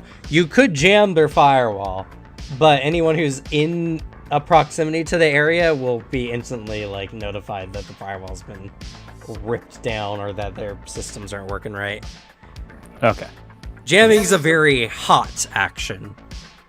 Fair. All right, so you lay back in your seat and you jump into your living persona. And your living persona looks exactly how you think it should. So does your living persona look like anything specifically?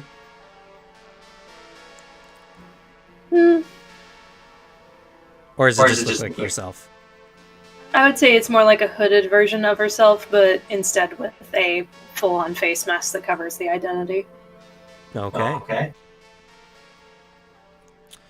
So, as you kind of leave your body, anyone who has a VR sim or AR sim at this moment can see as Erica kind of leans out of her body and kind of floats up. And when you are in VR space, you see everything. So you see anything that kind of like has any kind of network passing through it. So the vehicle here that you're currently in, you can see what appears to be like a circuit outlet of like the main chassis for the vehicle, but you can't see anyone inside it. Though you can see the comm links that are attached to each of the individuals. They appear as small lights. You can move in VR space as if you could fly, so you can easily fly through the vehicle and you go out to the building and you see a pretty, like, standard looking, and a lot of the buildings around have like a standard looking boxy, less rendered version of the building firewall. If you want to break through the firewall, you're going to need to use, you're going to have to attack it using your charisma plus resonance plus hacking. Alright, so that's another thing I need to create the skill for. You should have a hacking already skill. You just need to add your resonance as a bonus to it. Okay.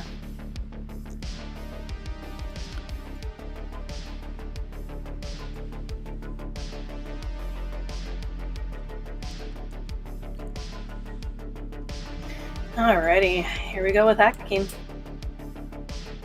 Okay.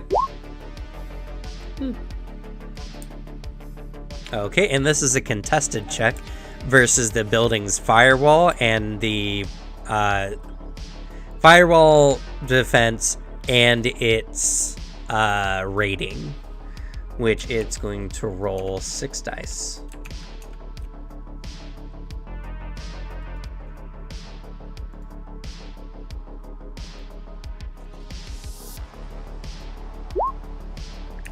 Okay, I only got 1 success. Pretty easy Really breach. bot. Got pretty close to botching, yeah.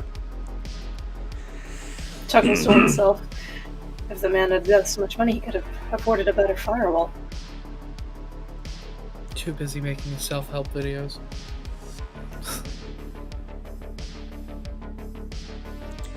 So, you fly in through the wall, and now we kind of get into the hacking kind of aspects to it. So, entering into a space that you do not have a ID for or any kind of like registration for, you are instantly marked by the system's god. Alright. Now,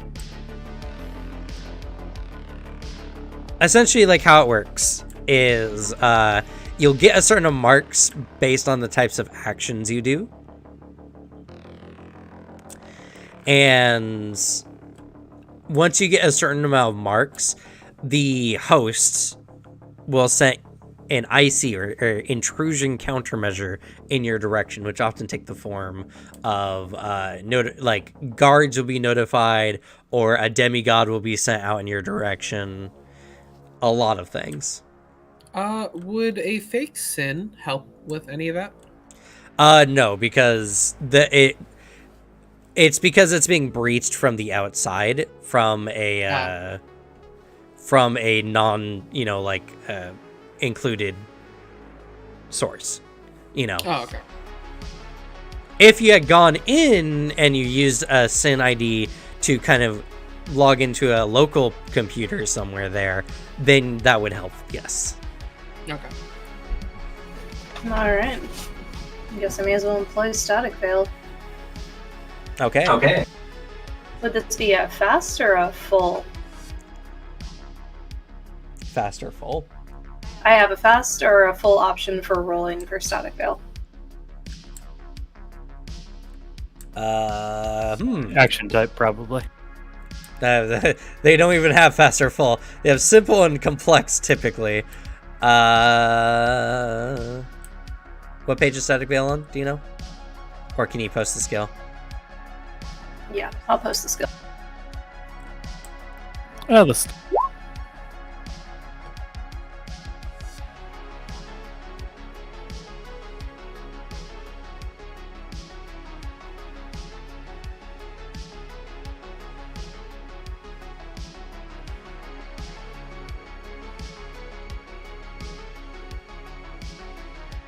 Okay.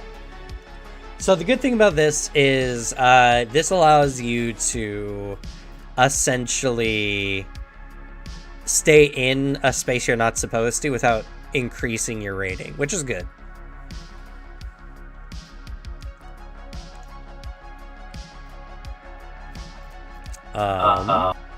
Let's see here.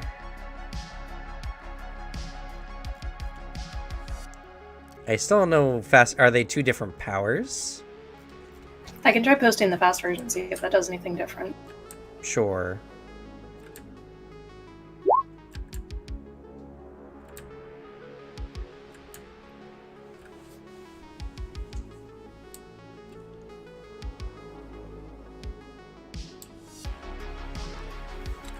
I'm not seeing any difference.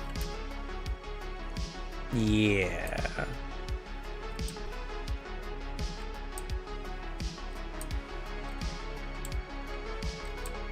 This is a complex form. You threaded, static veil. I don't know where fast and full come from.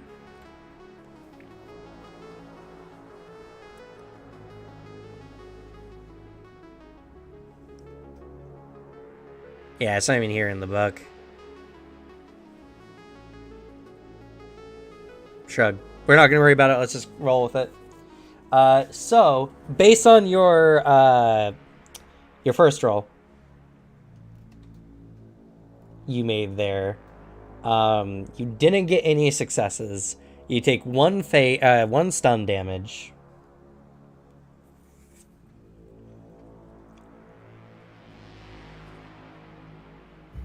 Okay. So it was unsuccessful. If you want to try again, you'll get 3 successes, but you'll take 6 stun damage because you didn't resist it. Okay.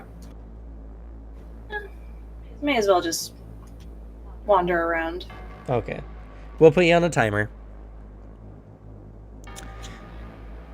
So as you're inside the space, you see a variety. You see about 5 small comlink sources moving about. You see a large kind of factory area, and you see a lot of systems kind of passively, like in a sleep mode. You see about 3 sources in here, and you detect a machine source hanging from the ceiling, which you could probably guess is the turret. Yeah. What floor is the turret on? The factory floor? It's on the main factory section of this. If you kind of go around, you go to what looks to be like an open space. You don't really know what's here, but you do detect 2 of the other sources kind of up on the 3rd level area.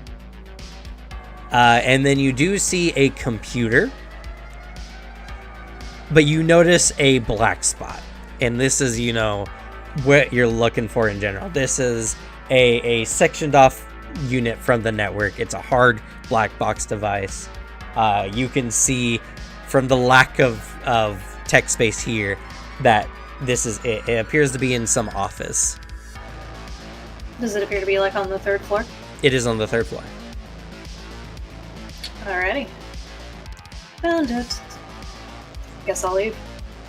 Well, you need to kind of hack into one of the guards' devices if you want to try to connect to it for your deep fake thing. May as well. Okay. So this will be another hack. Is it still using the resonance as the bonus? Yes, because you're considered hot simmed into the tech verse, so you always use your resonance. Okay.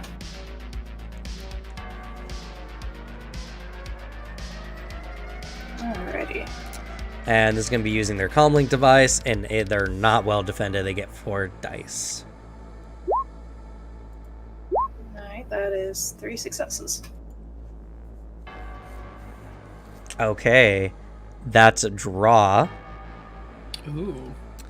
And I do believe this system is defender's favor. So that was unsuccessful. Any edge that can be used? You could use an edge. Uses of edge. Let's see here. I know there's a table for it.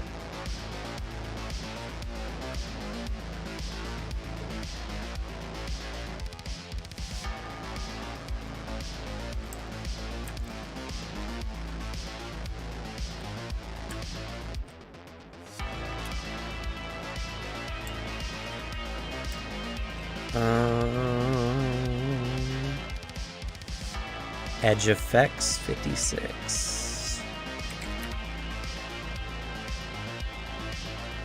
Okay. You can push the limit.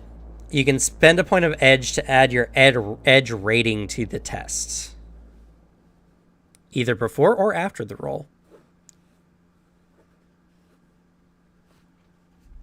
Yeah, let's spend an edge point. Okay.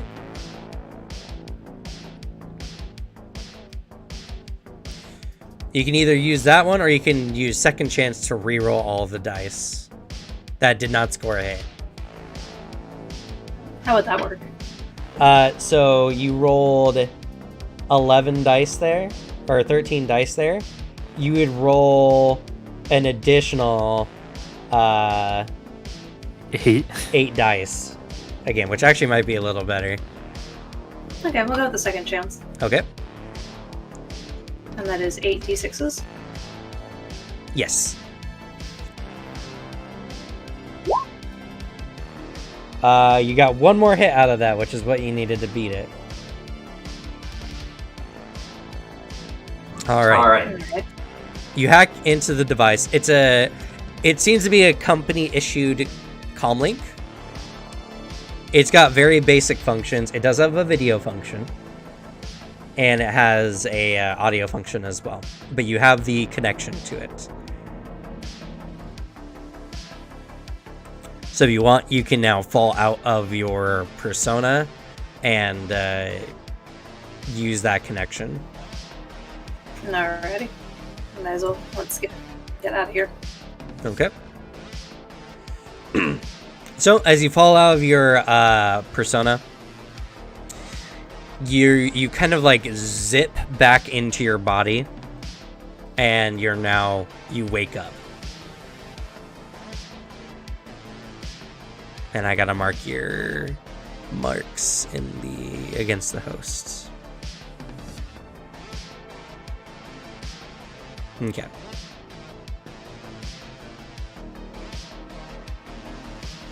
Alrighty. It stretches a bit. Our target's on the 3rd floor. There's a good amount of space. It's blocked off from everything else.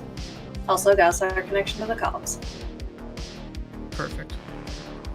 Nice. Are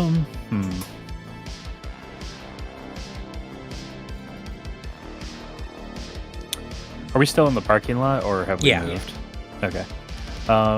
He's gotta kind of observe the cars. Is there any that are like riding lower than the others? Like maybe they have a more sturdy guard on duty, or maybe one of them is used to holding more people. No, or at least they're indiscernible. Okay.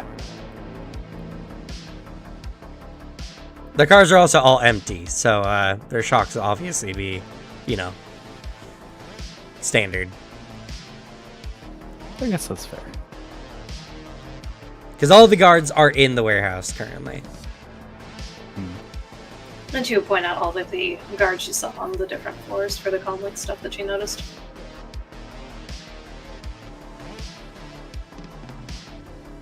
Alright, so we're trying this? I guess so. See Looks so. like we're gonna head to the 3rd floor. Alright, he'll pull up to the front gate. Well, you can't drive your vehicle into this building. I mean, you can, but it depends how brave you are. Well, yeah, it depends on. Well, you're also gonna ding up your paint job, so True. y'all can just walk right up to the front door.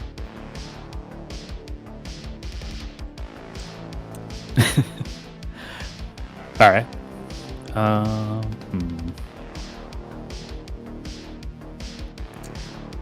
But how are you guys? So what are you doing? What's the plan? I guess we're to get us in.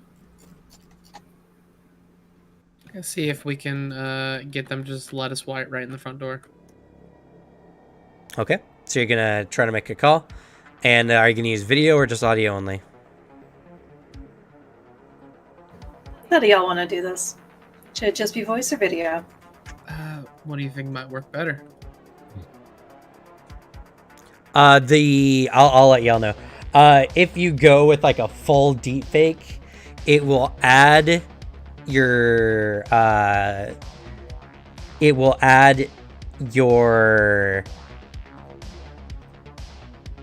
computer and your which your sprite will be helping you out with, so you don't have to worry about your computer skill. If you use the full deepfake, it'll use your computer skill plus your deception. If you use only the voice, it will use only your deception. Would that be impersonation? Impersonation, yeah. Okay.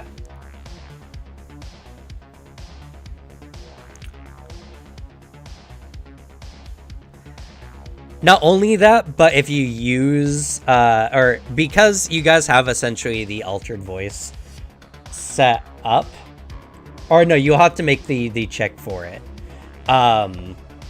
which will make it how, like, the check for impersonation will be based on your computer check to see how well it does. That will set your social limit for the impersonation. Any of you can make the impersonation check, though. It doesn't have to be just one person, because everything will be done computer side for changing your everything. Shev's face to the front. I'm looking. Okay, I am not trained in impersonation. Just warning you. What's I'm your not charisma trained score? either. My charisma score. I have 7 dice. My charisma is a 4. Charisma's 8. Sounds like there's our check maker. Yep. Yeah, so it would be with the -1 for untrained in impersonation, I got 7. Okay. Alrighty. So, and are y'all going deepfake? Like true deepfake, video deepfake, or are you just going voice? I will Go say, video. if you're going just voice, you'll need to make a computer check with 1 success. If you want to go full deepfake, you'll need to get 3 successes on the computer check. That's. I don't know. Are you able to make that check? Like, good. Well, I have 4 rolls, 4 dice for that roll. So Well, don't forget your sprite will help you. yeah. That's why you compiled it. And your sprite currently has a computer skill of 4 and a data processing of 8. So your data sprite will be rolling plus 12 on this check. Alrighty. And let's go full. Okay. So your sprite's going to be rolling 12 dice. All spells, we throw some edge in there. Yep. Yeah. Yep.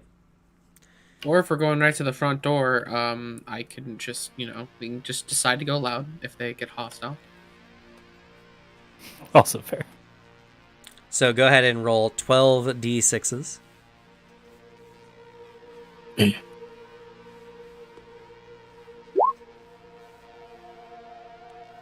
Okay, I see 1, 2, 3, 4, 5 successes. Nice. All Solid. right. Since you went 2 over, you'll add those 2 dice to the deception check. Nice. The impersonation check. Yeah, to the impersonation check. So I can go ahead and roll it. Yeah.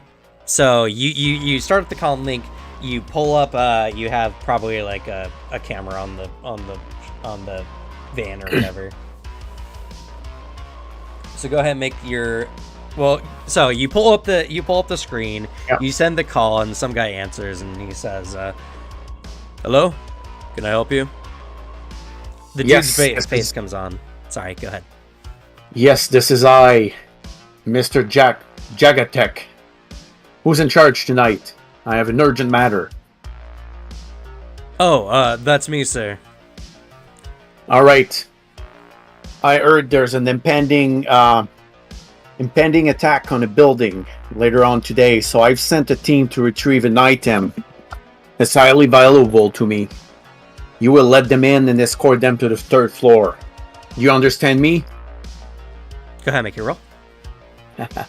So in situational modifier, I put 2. Let's see if it adds 2 dice. Yes, you'll add 2, and Yeah. then because you're going the deep fake as well, you are gonna add the computer skill, which is +4. So roll 4 more dice. All right. How do we roll dice? And okay, got it. D6, eh? 4 D6. Okay, no successes. All right, this is gonna be using this guy's intuition and. So, could I throw some edge in there? Yes, you can. How would that work? So. I got 2 point. I got 2 in edge. So you can do 2 things. Let's see. Roll the total of. See, that's 10, 9 plus 4. 13. 13, and you got 3 successes. So you'd roll 10d6 if you want to re-roll the check or re-roll the misses. That would be your best priority, yeah. All right. How do I do 10? Advanced dice roller, is it? Yeah, okay. Yeah. 10 d6. All right, much better. That's pretty good. Yeah. That's 6 more successes. So that's a total of 9 successes. Oh boy, this guy does got much of a chance. I'll tell you. 1 second here. Let me look up the impersonation skill. And once the guys get in, that pizza behind you, give it to them. Okay. It's like, oh man. Yeah. We got this for the night. Oh shit. I used my rewards number. This is a free pizza. Oh damn. Oh, well, whatever the boss says, he pays the paycheck. Let's get another one. What's that? We gotta give our pizza away to someone? And then you hear some talking behind the scenes, and the other guy's like, ah, damn it. We just got here too, so damn. All right.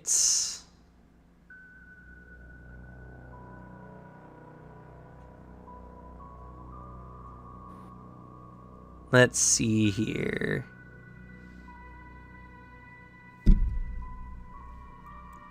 Of course, it doesn't tell me exactly what it's countered by. That's fine. I'm gonna just assume it's intuition versus and perception for seeing through the deception. Let me pull up these guys' stat blocks.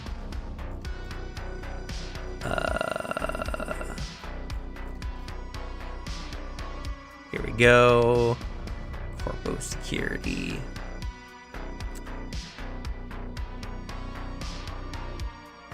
Okay. His intuition is 3. And his perception is 2. So he's rolling 5 dice. He cannot possibly succeed, but we will determine at least how many successes you get over. Okay, he got 3 successes, which ain't bad. That's still 6 successes over. So he's like, all right, well, we'll go and we'll let him in. All right, and so, yeah. So when are they arriving? They'll be here shortly. Actually, they might already be outside. There's 4 of them. All right. We'll go and we'll wait for them outside. All right, and make sure you behave. Yeah, of course, sir. Of course. All right. Hang up. So, they're coming to the door.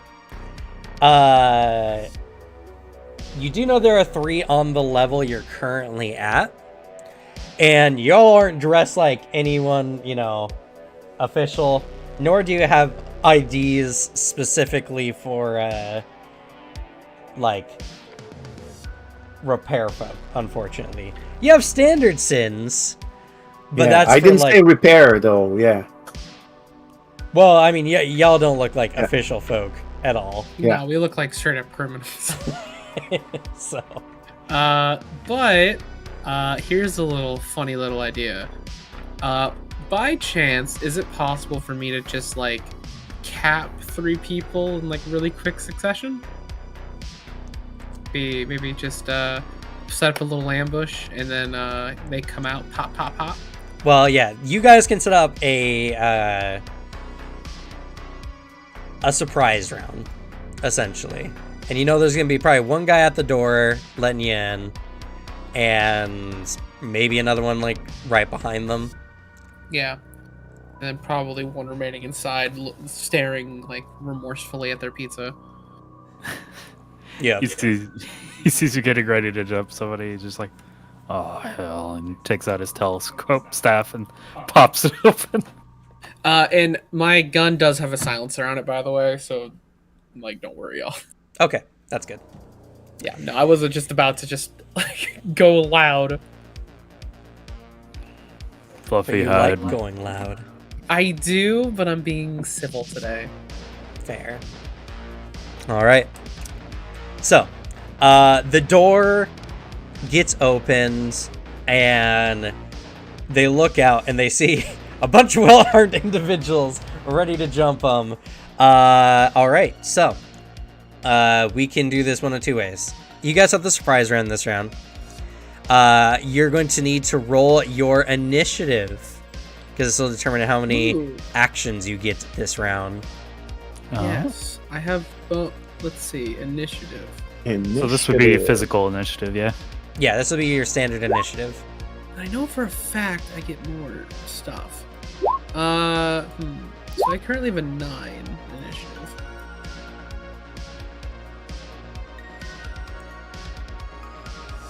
Got a 10, not bad. That's it. I get +2.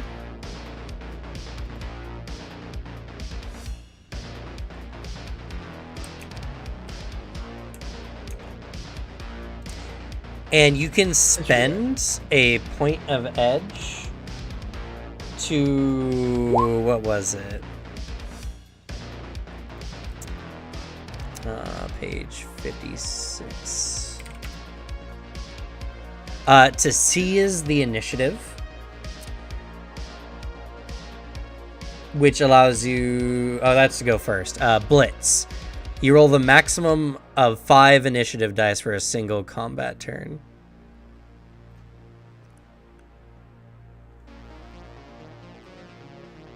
Because you have an initiative die, or you have an initiative stat, I believe. 1 second. Let me go to the combat section. 20 success is pretty lit, though. How much is your physical initiative, Alex? So my physical initiative is a 9. I think I might get one more, but my booster gives me 2 extra d6s to add to my initiative. Oh, I see. Okay. He's got augments for it, yeah. I do. Synaptic booster is my... oh, it's +2 reflexes as well. Can I add that? Does that also go to initiative? Does that to your reflexes or to your reflex limit? It just says +2 reflex. Then yeah, we go to your reflex. You look at your stat and it should show you if you have any bonuses or not. Where is reflex? Front page.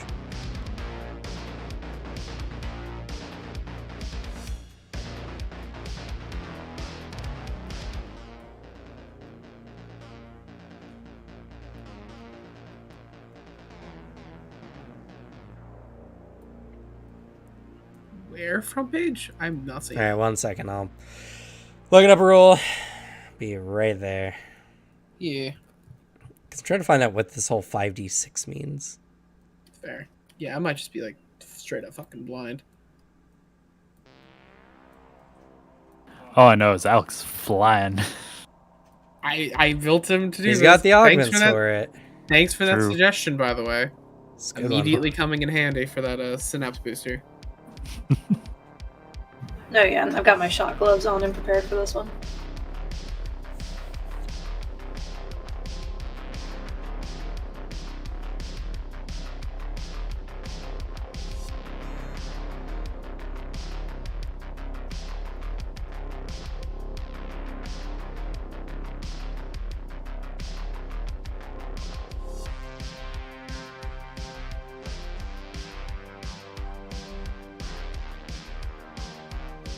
Ah, that's what it is. Yeah.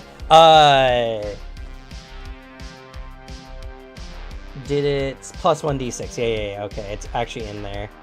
And Alex has 3d6 because of his booster. It's actually in there.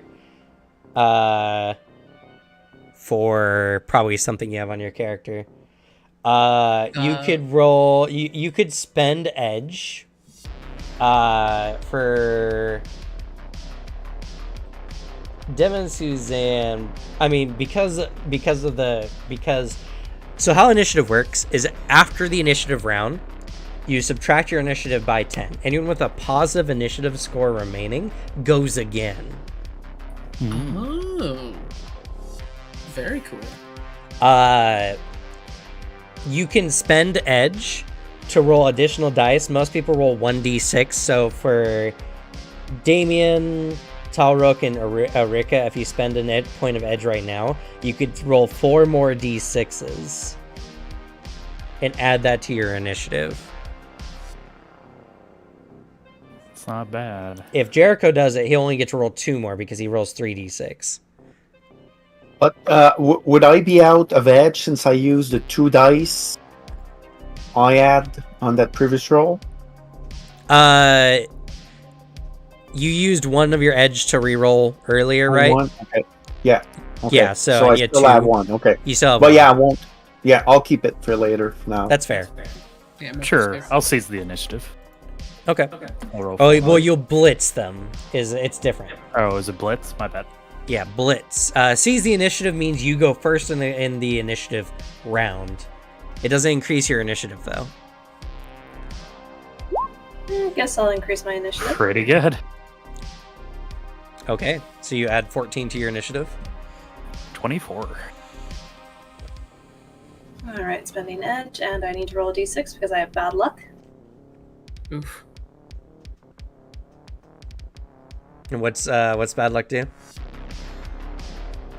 Let me post it.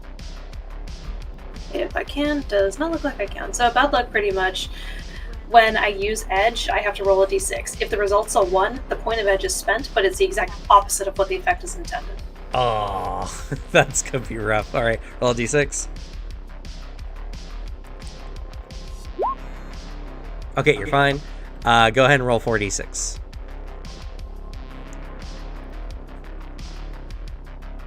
$46.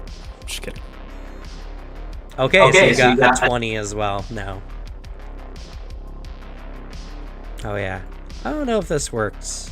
Oh, there's no tokens. That's why. Okay, that's fine. I know y'all's initiatives. Anyway. All right. So you bust the door open, and guy is like, "Oh hey, oh," and then you murder him. So going with the first in the initiative is actually Torok now Ooh. because he's got 24. He's gonna take his telescope staff and whap. Okay. So that's going to be your club skill.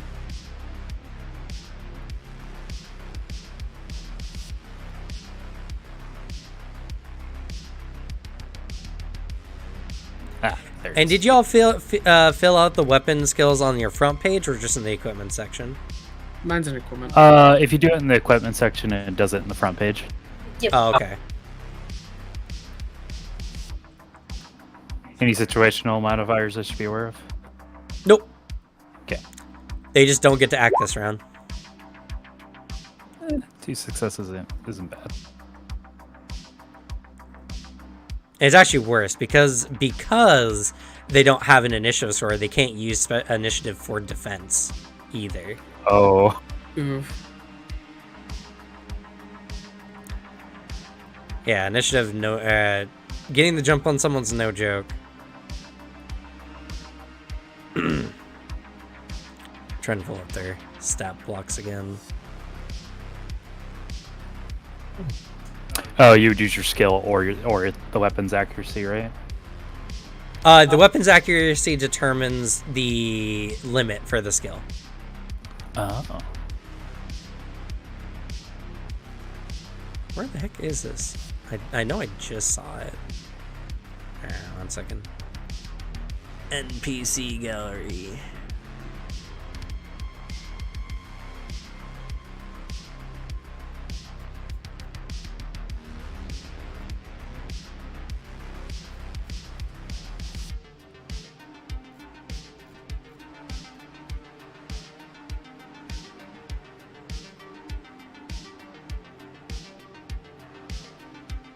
$346.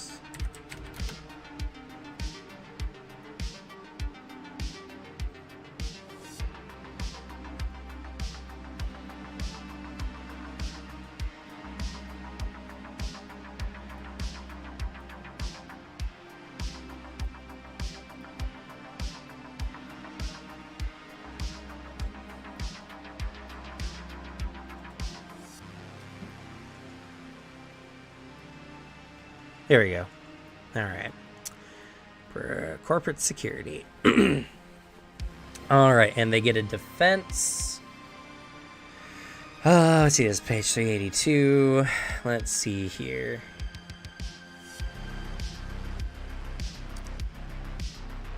Which will be... Okay.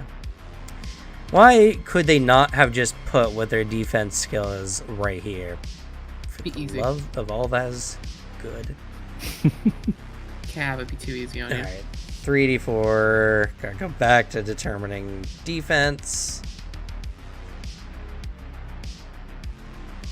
This is the part I was dreading, but we got here at the time I was expecting, so.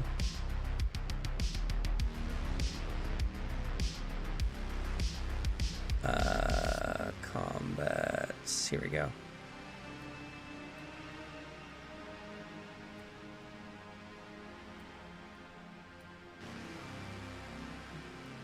Probably should just use the actual book.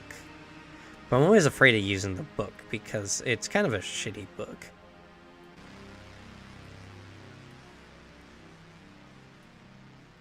Alright. It's his reaction versus intuition. Okay. That's 188. Alright, his reaction is 5. Intuition is 6. Excuse me.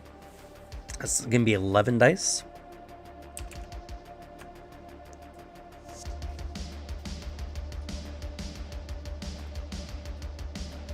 Damn, he rolls more than I do. It's gonna be 1, 2, 3 successes. So you come up and you throw your stick at him, or you swing your stick at him, and he is like, oh, he quickly blocks. Swinging your stick is a simple action, so you have one more simple action you can take. All right. I guess I could give it another swing, right? Yep.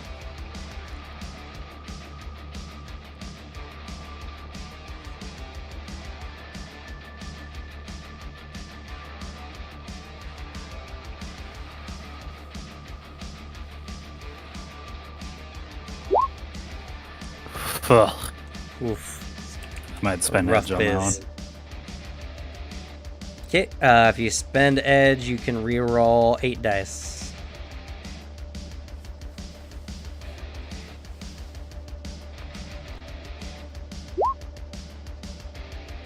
No, Rough. no additional successes. Rough stuff. Yeah.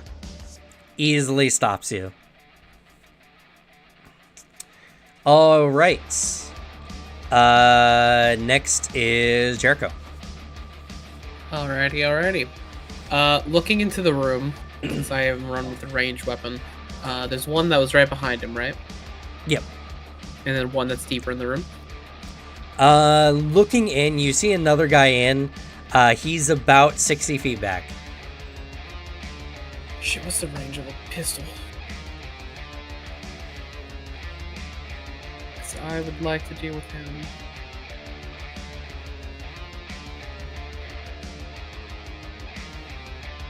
Could I easily step into the room?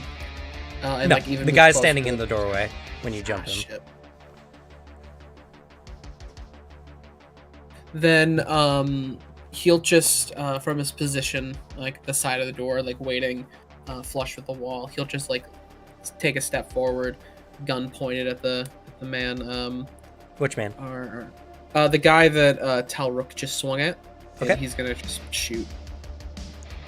Alrighty, go ahead. All right, hopefully I've got this right. Okay, yeah, I forgot to do my skill, not my actual thing.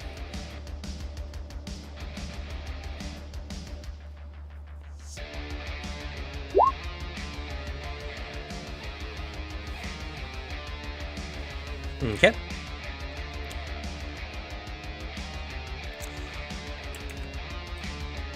Stepped forward, just like pat. Gonna roll. It's 1, 2, 3, 4. That's a success. Yep. So that's a successful hit. So you he got 4. You beat him by 2. So you add 2 to the damage value of your weapon. Okay, and my damage is, let's see, 7, 8, so 10. Okay, your damage is 10. And then what's the armor piercing of your weapon? Armor piercing, because I'm using hollow point rounds, is 3. 3, so you're going to reduce his armor by 3. Oh no, I lost the page.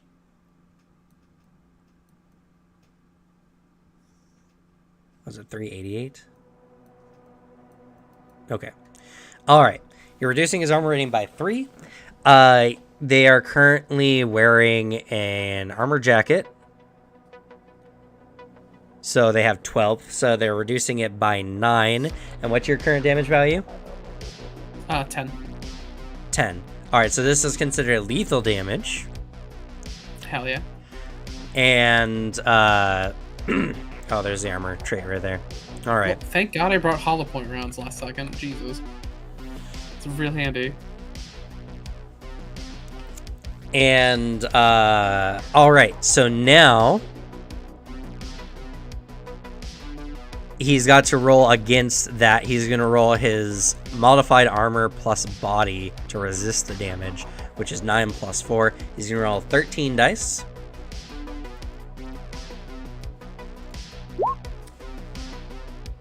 He negates 2 damage, so he takes 8 wounds. Nice. Ow. That's gonna fuck up his rolls a lot too. That pretty hard messed the dude up. He is not looking good after that one. That's one simple action. You got another simple action. And that's just another pop. That just shoots another time. Okay. What's the recoil compensation on your gun? Recoil compensation is there's nothing. Okay. So if it's 0, just that that. means your next shot will be at a -1. Okay. And for a quick list on actions, real quick for y'all. Let me pull up a page real quick.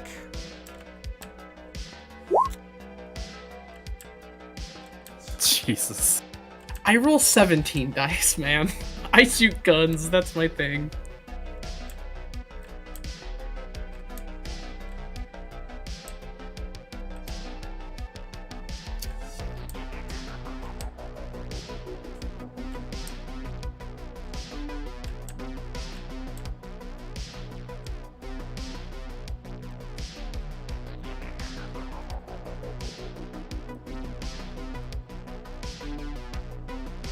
Oh, what mode are you shooting your gun in? It's just semi-auto. Semi-auto. Yeah, that's all I can do. Tis but a futuristic 1911.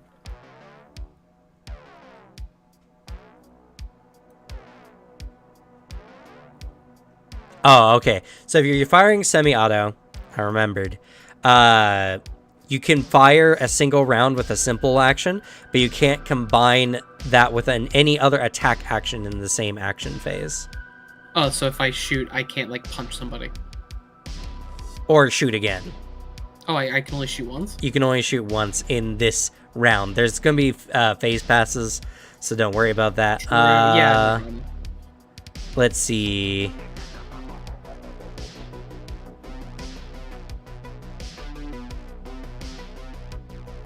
You could also go for a semi-automatic burst. Let's see. You fire 3 rounds with a complex action. And I'll let you do this if you so choose.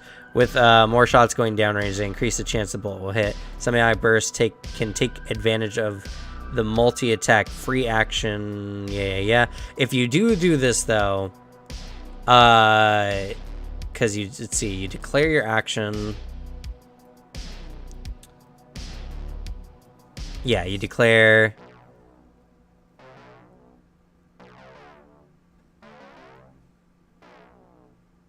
One second. Rules. I remember. I'm pretty sure, but I want to verify.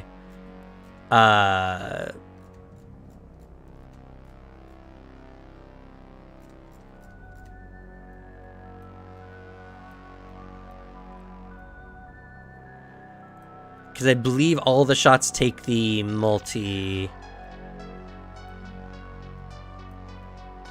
The recoil. Here we go. Recoil.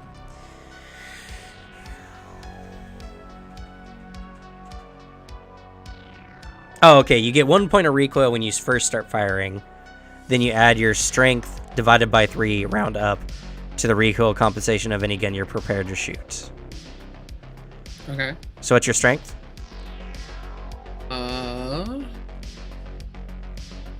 Thank God I have a cool leg. It's 5. 5. So you get 2 additional compensation for a grand total of 3. Okay.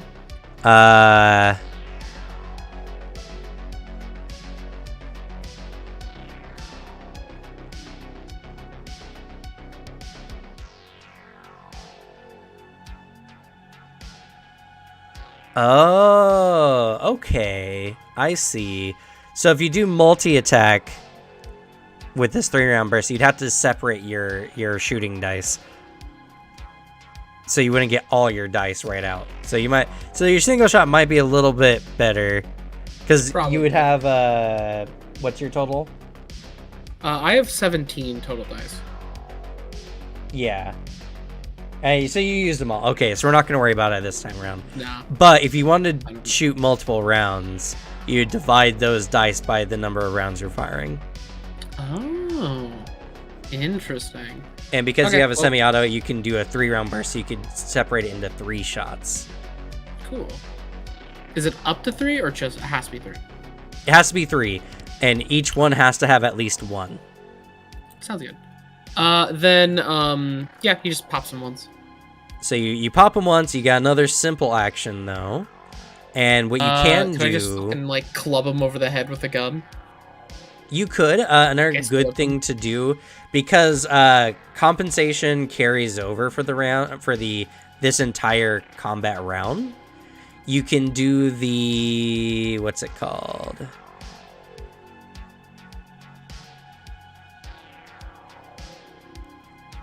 Yes, here's the so the actions you can take in combat start on page 164. Okay. Simple actions. Jesus Christ.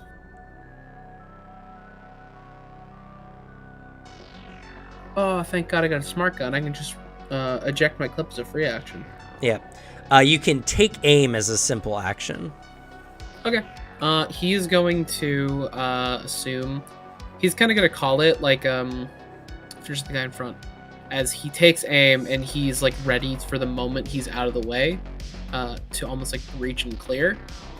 But he's going to take aim action. Okay. Preparing to go inside the room. All right. Next is Irka. Alrighty. How's our guy at the front looking? He's not doing good. He's taken a lot of damage and he looks like he's on his last leg. Alright, guess I'll take a swing at him with my shot gloves. Okay. Do you want me to use unarmed, or do you want me to just use the weapon itself? I believe unarmed is in the for the shot glove, unless there's a glove weapon. There's a shot glove weapon. Well, I mean, like skill. Nah, it just falls under the unarmed. Yeah, then you just use your unarmed skill. You can try clicking your the weapon, but from what we've seen, it doesn't work that way. Or at least on the character sheet. Yeah, weirdly.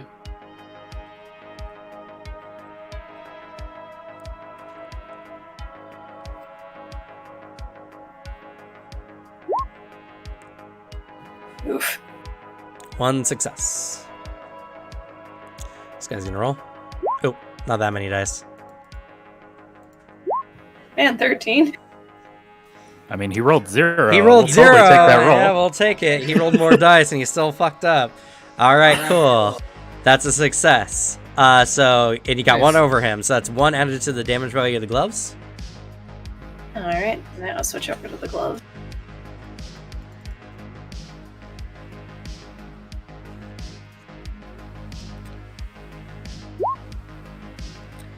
Nope, that's the wrong button. Oh, that's interesting. There's a dodge. Huh.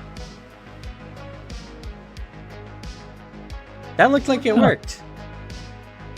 Weird. Interesting. It looks like it's clickable.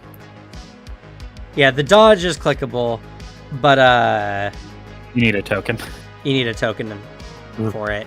Oh, that's cool. That's a really cool functionality. So if I had a token selected to hit dodge, it'd use that token's dodge. That's interesting.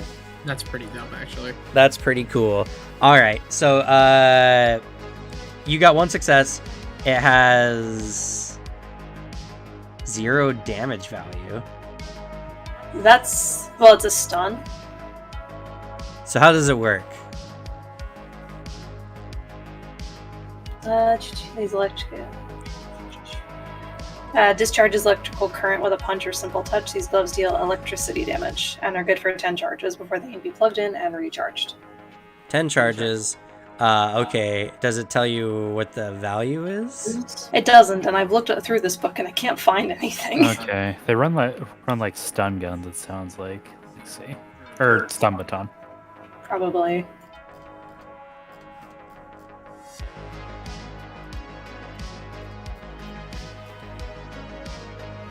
Yeah, because I went through as soon as I bought them looking for anything that said anything about damage value, and I couldn't find anything. Their damage is 8. Okay. Pretty good. It has it's in the melee table. Alright, I will up that then. So it's 8 plus 1, so that's 9 successes. But they have armor piercing 5. Jesus. The only thing I think with these is they do stun damage specifically. So they can't do physical. So it's going to do it no matter what. So he reduces armor value, which is 12. And then That drops them down to a 7. yep, so it's 7 plus his Body? which I'm trying to refine. I gotta write these pages down. It's 384. No, 382. Okay. 7 plus 4 body. So he's gonna be rolling 11 dice. He got 1, 2, 3, 4, 5 successes. So you do... What's in? You did 9. So he takes 4 stun damage, and he goes down. He drops. Yep. So there's you have another simple action. I might as well swing at the guy that was right behind him. Okay.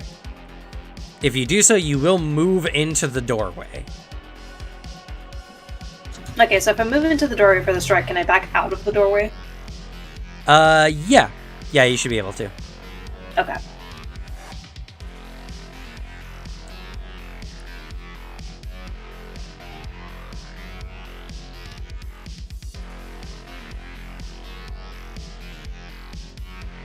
Alright, on an arm.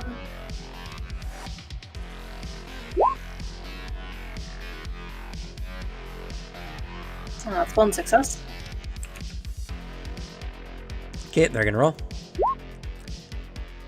Easy. You come in with the shocking gloves. This guy, seeing his buddy get downed, he's like, oh, and he backs away. He swings a baton at you and keeps you at your distance. You do not make it through. All right, Damien. So there's 2 guys left. There's 2 guys left. And how far apart are they?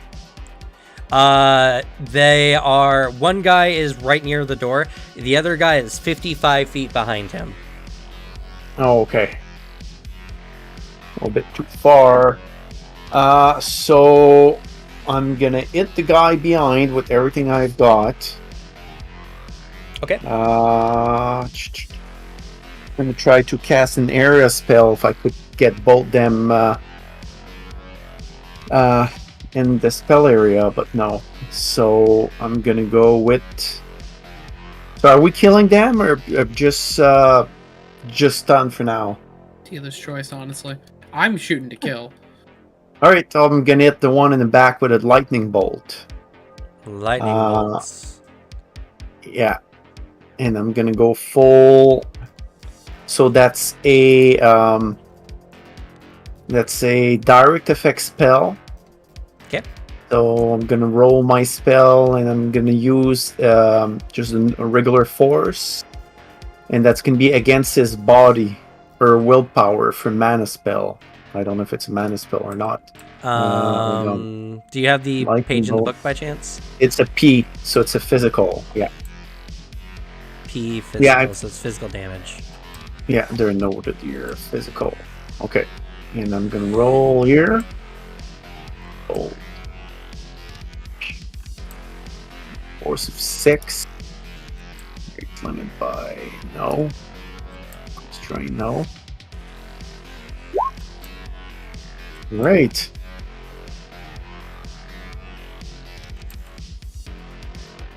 I So no trying to drain. find the Look at that.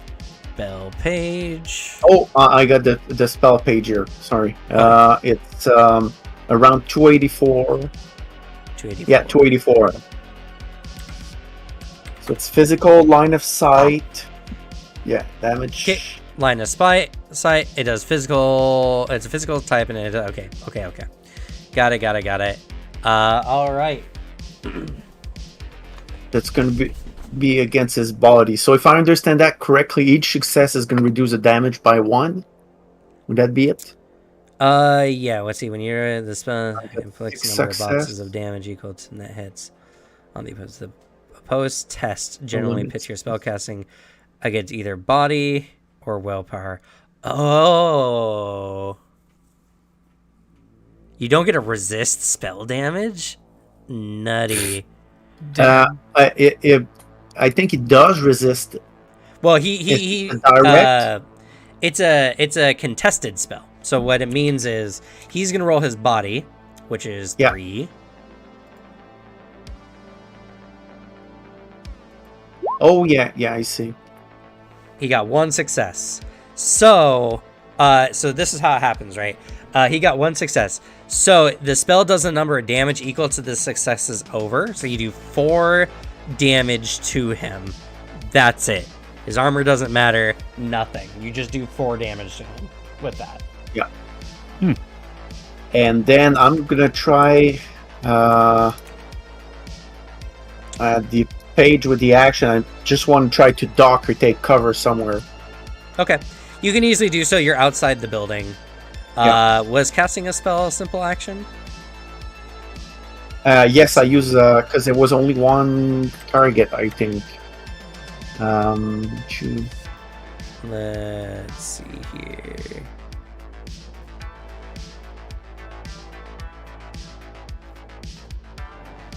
Because I got the option to cast more than one spell at once and devise my dice pool, but I've only... You can recklessly cast a spell as a simple action. Yeah. Oh, okay, no. Or you can cast a spell as a complex action. That's what it is. If you recklessly cast a spell, it increases the amount of drain the spell does. Oh, maybe that's the fast and full. Maybe those are the options. That's, I think, is the fast and full, yeah. Yeah. No, I'll cast as a complex action too. Yeah. Okay, that's fine. Minimize the drain, because I don't get any drains with that one, so... Yeah, if you do a full cast, or if you do a fast cast, it adds 3 to the drain value. Yeah. So. Yeah. All right, so you zap him, and he's like, "Ah!" All right, so that's the first pass. So now we do a second pass. We subtract everyone's initiative by 10, and then we go again. And so, Talrook, you have 14, and Erika and Jericho have 10, and Damien has 0.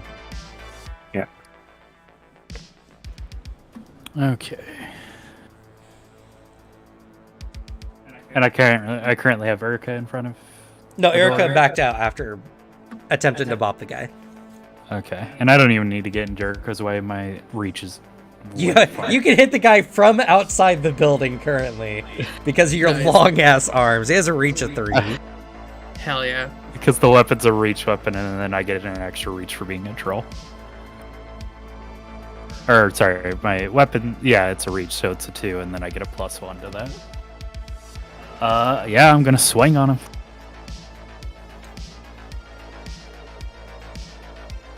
Okay, go ahead. And this is still the surprise round. Because you guys came in like banshees on these poor guys. Yeah, my weapon doesn't roll. That's weird.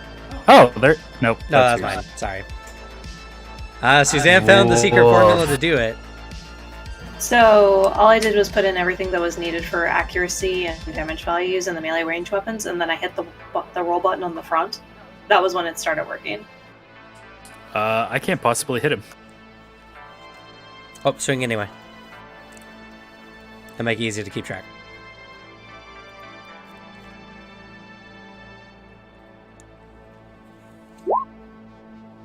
Oh. Well, yeah, no. Because I can only get 4 successes because the weapon's accuracy is 4.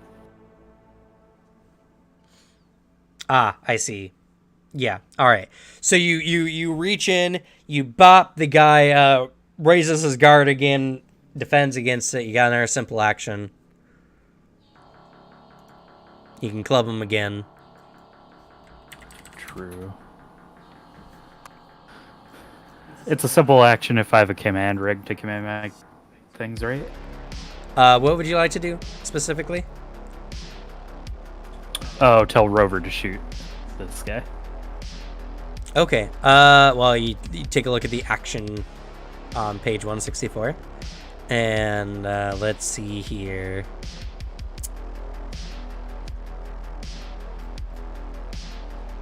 Take aim. It doesn't say here, but I do remember you can give the command to Rover to do something as a simple action. Yeah, I'm gonna do so. Okay. So Rover won't go until the next initiative round. That's fair. So you tell Rover to shoot. Rover I'll have him activates. shoot the guy in the back. Okay, you tell him to shoot the guy in the back as your simple action. All right, Jericho. All right. Moves in. Get. And is going to smoothly just steps over the body of the stunned, electrocuted man on the ground, and Okay. just immediately snaps names and shoots at the guy closest to him. Okay.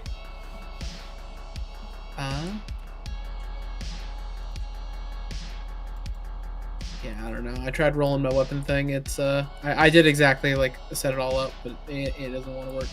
Yeah, How's how roll to do skill? clubs. Weird. Who knows? Just gotta remember the accuracy for your weapon. Yep, accuracy's 9 for my weapon. Damn. Oh, your physical limit is just what's holding you back, huh? Yep. Still.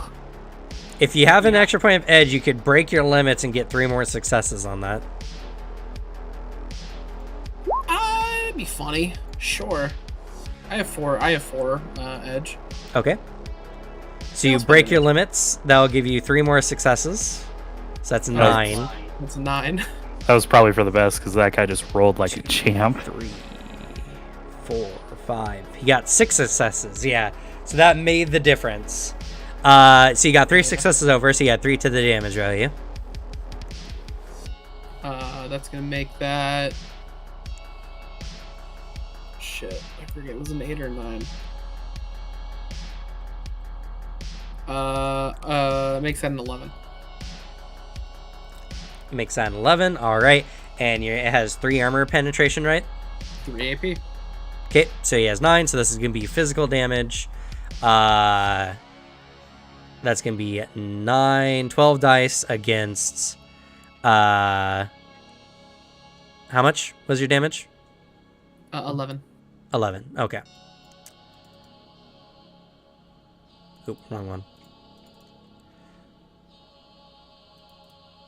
Okay, so that's 12. He negates 2 damage. He is barely staying. He's got 1 HP left. Damn it. All right. To be fair, that affects his rolls very drastically. Yeah, he's not going to be doing too hot. You have 1 simple action remaining. Take aim. Okay. You might want to take aim at the guy on the back. Yeah, that's my thought. Okay. I just want to make sure he doesn't call for help. Alrighty. Erica. Alrighty, let's step in, take a swing at the guy. Something you could do that, well, no, actually, no, that's not a good idea. I was about to say, you could jam or sabotage their comm links, but if they shout, they're probably going to hear what's going on anyway, so. Yeah, you might as well just try to get rid of as many as you can.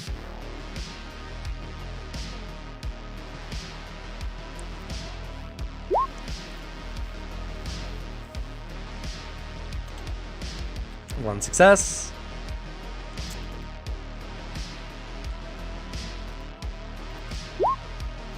He blocks. Alrighty, try again. Doesn't this affect his roll, though? He has like a substantial penalty, doesn't he? Let's see here.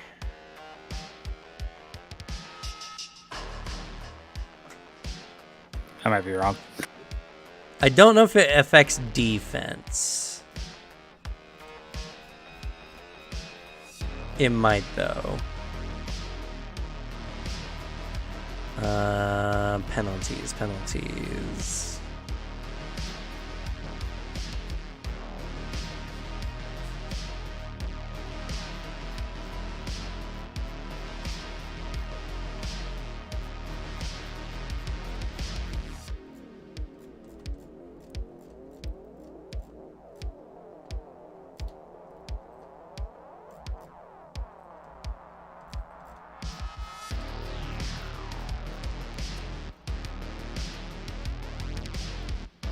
Is it above the driving?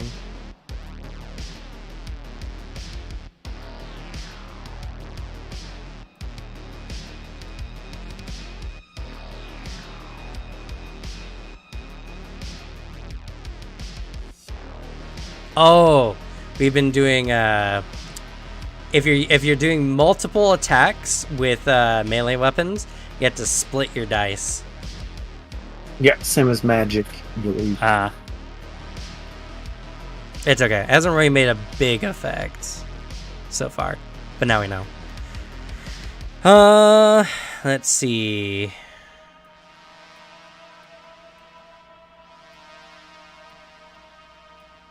Where does it mark for wounds? Maybe I can get some hints from the character sheets.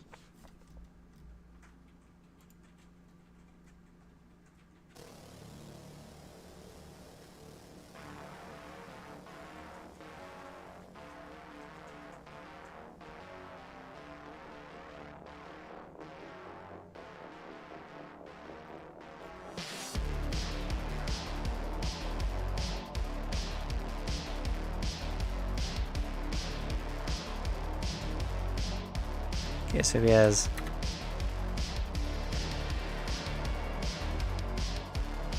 9 wounds.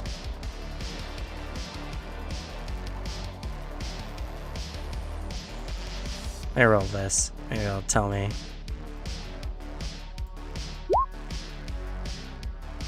Okay, he has a wound penalty of 3.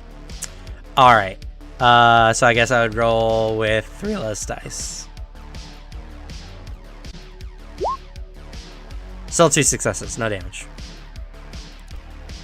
Alright, so Erica, you got another simple action you can do. You cannot use another melee attack.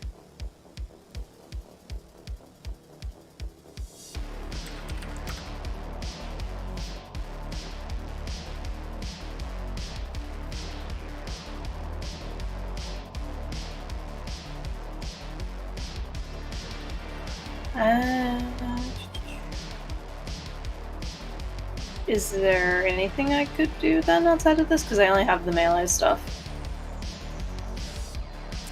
Let's see here.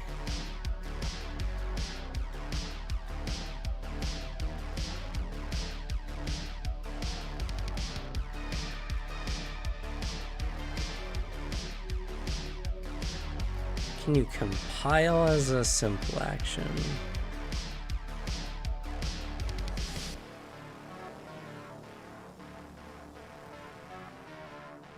Does not look like it.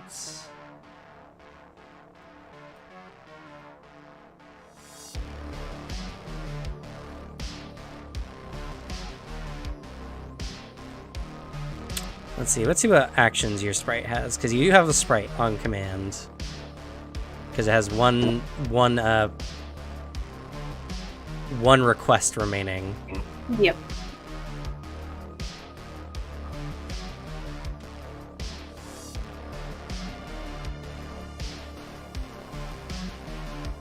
You have a data sprite. Oh, good combat sprite. No, you don't really got too much. Its attack's not super great. Yeah, you don't really got too much, unfortunately. Seems like.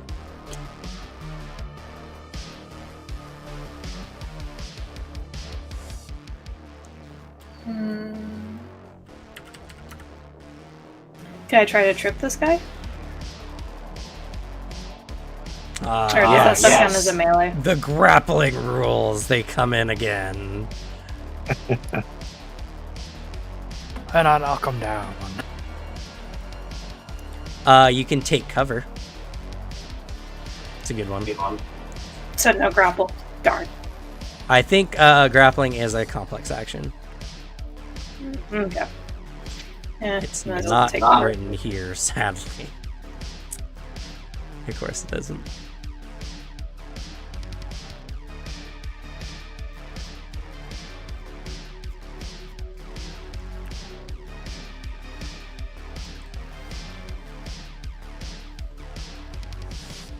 Yeah, I'll take cover.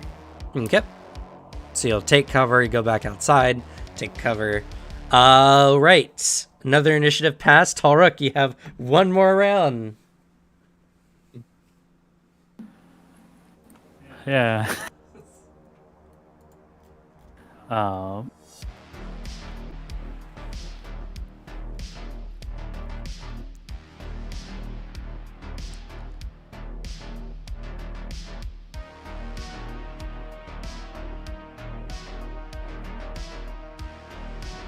Oh, melee attacks are a complex action. Yeah, apparently so.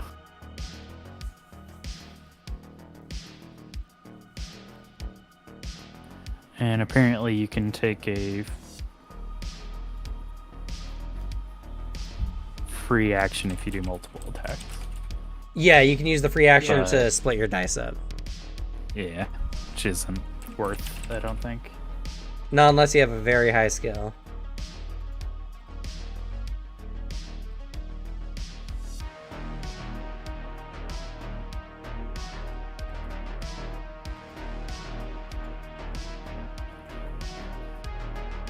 Alright, let's try again. Okay.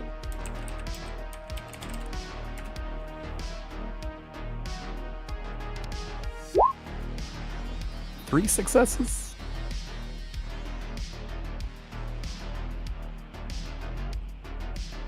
Okay, 3 successes. Alright. This guy's gonna roll his -3 for his wound penalty. 2 successes. Successful hit. Oh my god, I landed something. Oh shit. Well, you didn't make a very combat character, unfortunately. I mean, I still have 6 of my clubs, man. Yeah, but you have low agility. But either way, my club can only get 4 successes at most. So Yeah. let's see. So that's 1 plus the damage value. 7. 7. Okay, so that's 8. Any armor piercing? No. Okay, so it's going to be stun damage. And he's going to roll his body, which is 3 plus armor, 15 minus 3, 12 dice.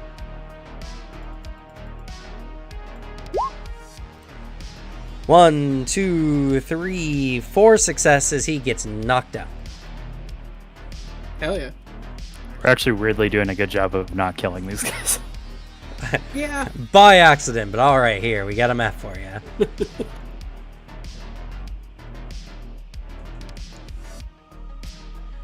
Aw, shit. Alrighty. We did make tokens ahead of time, but that's all right. We're just gonna put a security guard back. Let's see. I said 55 feet, right? Yep.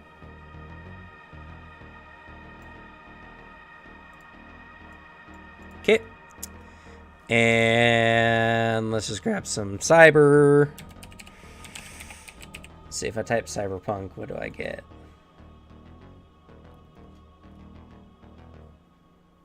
So while it's being set up, question for players: do we want to kill them because they saw us? That's probably fair. I'm just saying, spare pillow, pat pat. Well, the really question need I it. asked earlier is, do we want not to kill them? I mean, my character's got no moral issue with doing so. Yeah, it's too bad. Wrong He'll place do at the it. wrong time. Admittedly, if my dog shoots, we will end up loud. Oh, that's bad, actually. So I'll just have to stop it. Please. Just a little pat pat. Well, it's only you only have to worry about other buildings if you're running around outside doing stuff. Inside a building, it's somewhat dampens.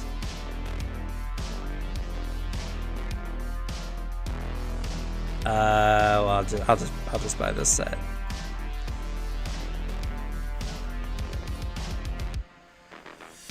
All right.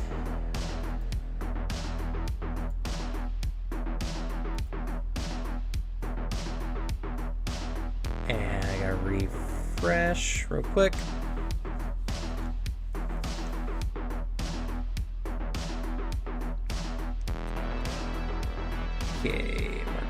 purchases. Token pack. Fight seems to be going well though. Yeah, you have done very well so far. Let's see here. You know what? That was a good token for you, Alex, right? Right, we're gonna use this token. Looks like it's a guy with a gun. It's very kill zone. And let's see here. Jericho AE online. We'll use this one for Erica.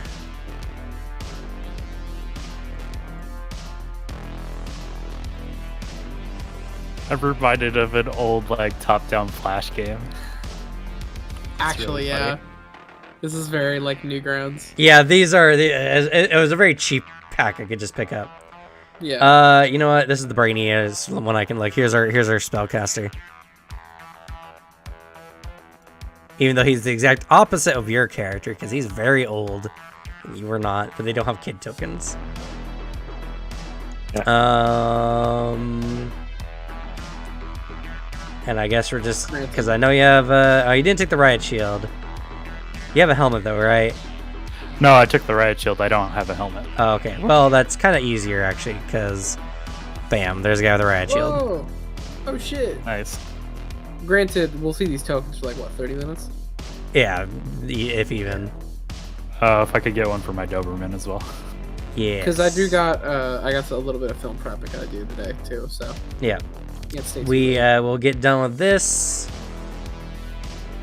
and whatever we don't finish in 30 minutes. Well, we do need to do the interview.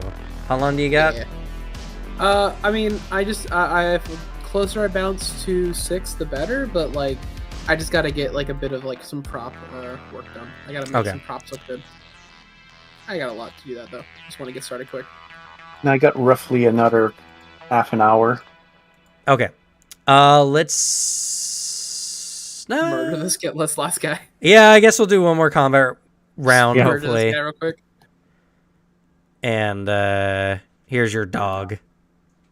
This guy just goes Nova and murks us all. All right. Honestly. There we go. There's that.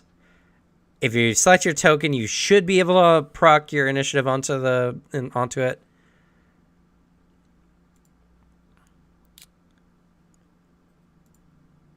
And y'all should have control of your tokens, I'm assuming. Were you on Yeah, a it seems click? Sorry. Make sure your token is selected, and then on your character sheet you can hit your initiative. Oh, okay. Yeah. Yep, it works. Cool.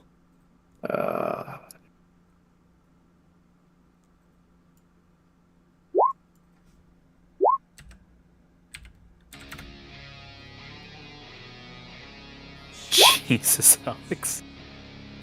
I like my fast gunslinger. This works really well. I'm gonna spend an edge point to give myself some additional initiative. Okay. You can get four more dice. Yep, gotta roll a d6 first. Yeah, I might as well too.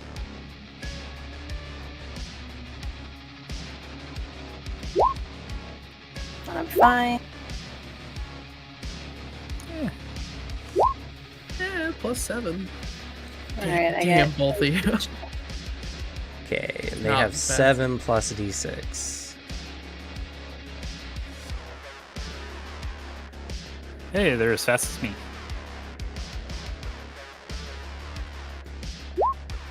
Okay, so I got 14.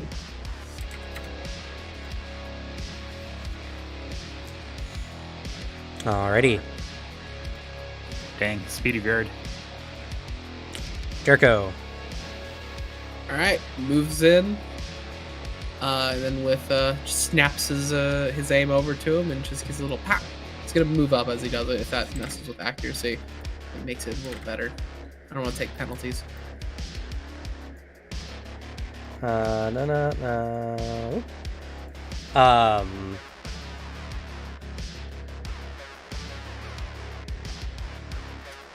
So moving, if you can walk in amounts equal to what is They it? have your walk score at the main page. Yeah, you can move your walk without incurring any penalties. Okay, I mean, I'm mainly doing it for, like, I don't want to get any accuracy penalties for range. Sorry. But, I mean, I have 18 walking. Jesus. Agility, bro. So cyber legs. The one cyber leg is putting in all the work. Alright, go ahead. Thought I was doing pretty well at 6. Alright, swooped over. Pow. Okay. And this one's missing 4 health. What, 4? Yeah. Oh, well, alright. Sorry, bud. 6 more successes. 6 successes. Alright.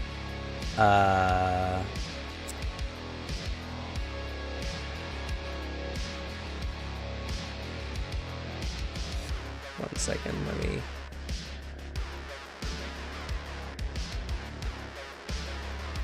I have 4 wounds. I just roll one thing real quick so I can see what the wound modifier should be. 1 wound penalty. Okay, good to know. Alright. Rolling 11 minus 1, 10 dice. That's 2 successes. So, you crit successfully hit, you get 4 over. 12 damage. 12 damage. Alright. Ooh. And you have AP 3, so that's 9 Yep. armor. So it's going to do... That's going to do lethal damage, and they get to roll 12 dice. Minus 1. Oh, no. Damage resistance does not have a wound penalty, Awful. which is good. They should, but we shouldn't. Okay. It's 1, 2, 3, 4. 4. What was your damage value? 12. So you take 8 damage. She dies. Combat over! Thunk. And then, just to cover our bases, there's a pat. That's the other 2. All right. takes them out. The dog barks at 1. They die. Ruff! Just a shotgun. Woof! I wish I could put a shotgun in this. You have no idea. That'd be so funny. Oh, hello, little dog. Like a barrel of a shotgun comes out. That's super funny. That would be so funny. But, yeah. So, pretty good. I would like to continue. You guys actually almost finished the mission in the time we had. Damn. That's pretty cool. We were doing pretty good. I mean, we were playing a little fast and heavy with, or, fast and loose with the rules. I'm going to tell everyone right now in the audience, it's a really dense game. And to get this all out, I've been reading it for a couple weeks.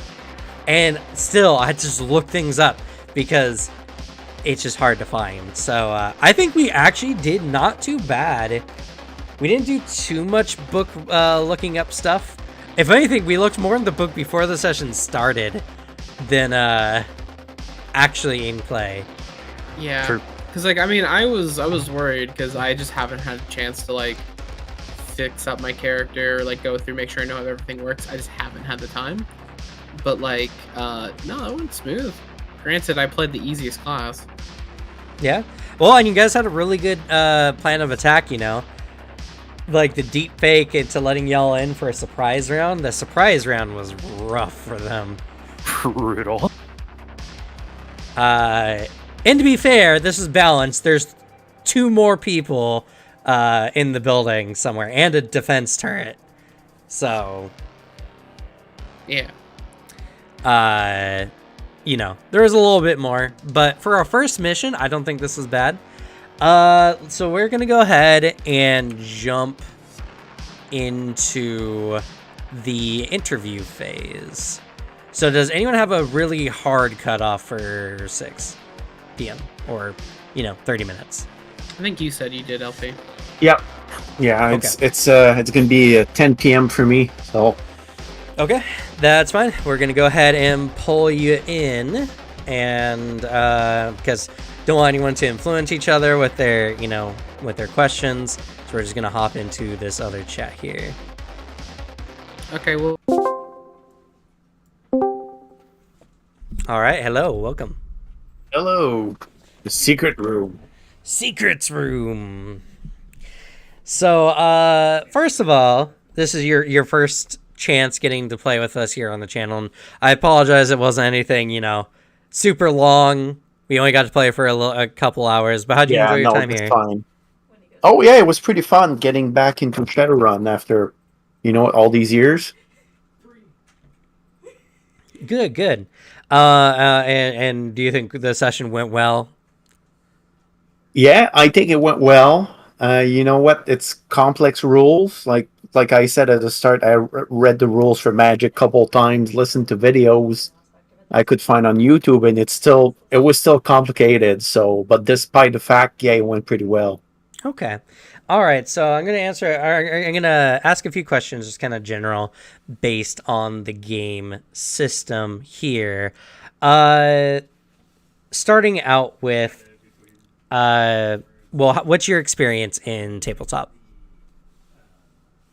All right. Well, I started in high school, middle of high school. So I think my first advanced Dungeon Dragon game was in '94. So went on for Dungeon Dragon for 2-3 years. Then I locked out. I think I was 17 and 18. I got a job at a hobby shop in Montreal, and I was Okay. basically getting paid in books. So you know what? I tried the old Star Wars, D6 Star Wars, Vampire the Masquerade, Shadowrun, GURPS, Earthbound, and Rift, which I really enjoyed. Then other versions of Dungeons and Dragons and other versions of those same games. And most recent, and I took when I had kids, I took a big break, and I think there was a good almost 8 or 9 years without any form of tabletop role playing. Then I got back into D&D 5e.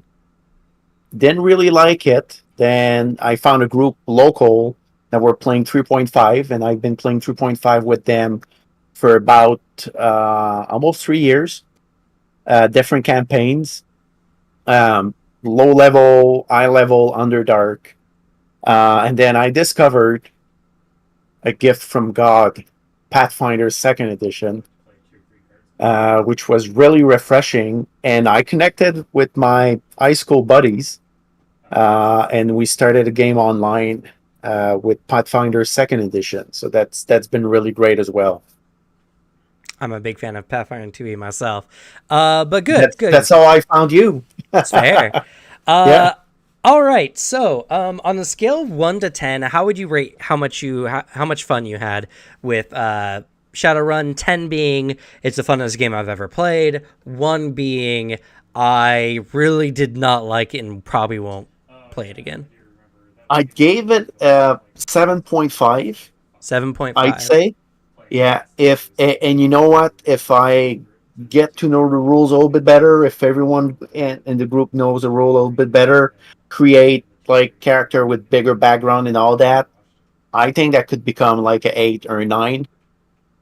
Okay. And since I tell you, since we had that session 0, like I've been thinking about campaign backstories I could create myself, because I feel like with a game that's based on Earth, you can do stuff with in cities with history and all that.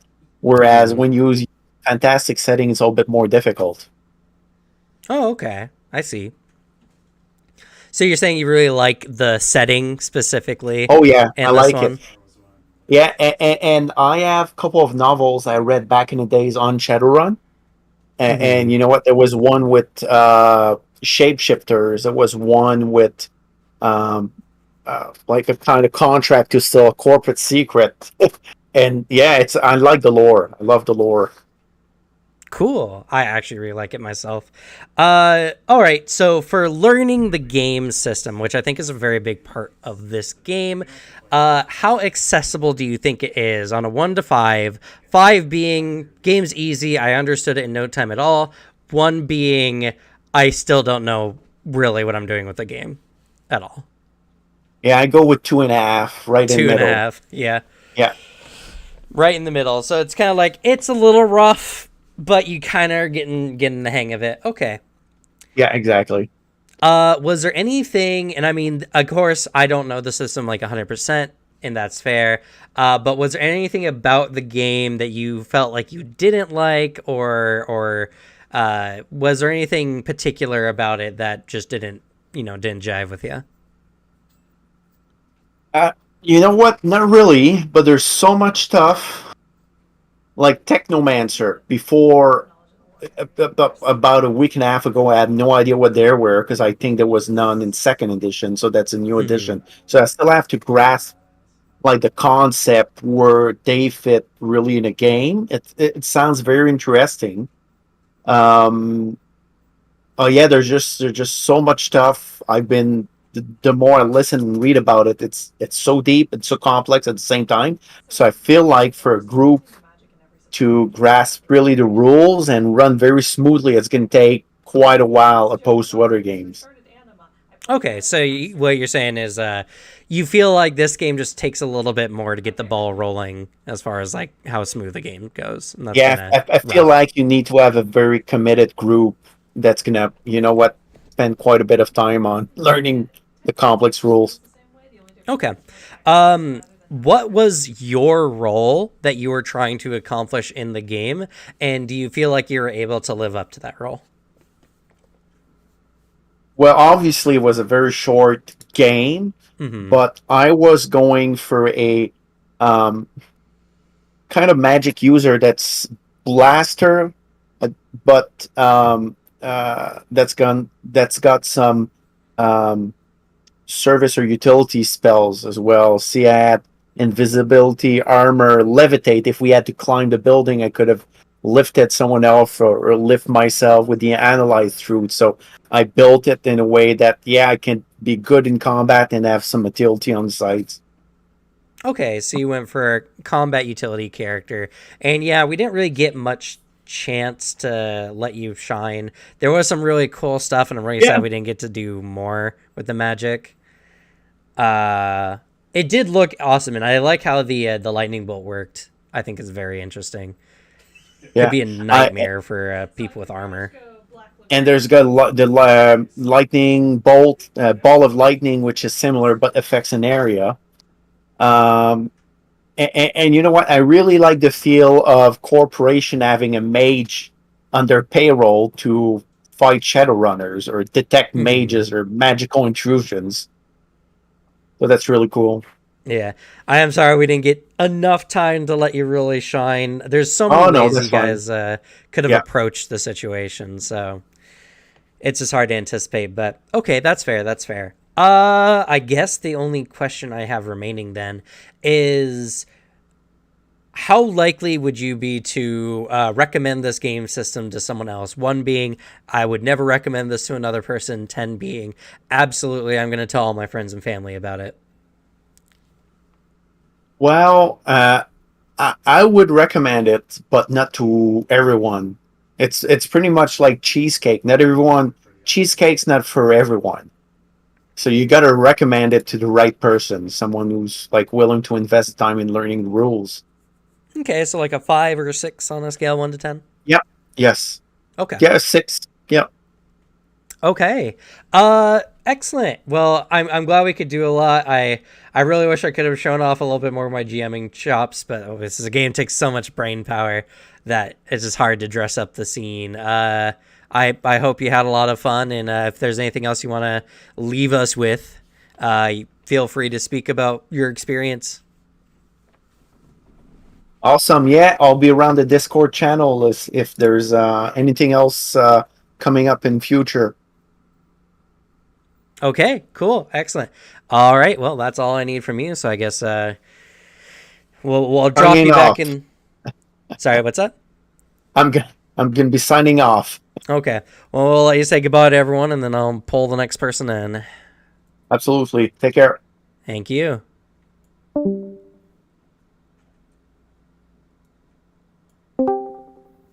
Oh shit! I got pulled. Oh, Warhammer. oh no. I was talking about the Warhammer system because I want us to play it next. I see. All right. Okay. All right. Well, welcome. Hello. A little rudely pulled in there. It seems like You you stole were me. in the middle of something. I was talking about what Kaladin's assassins were. I see.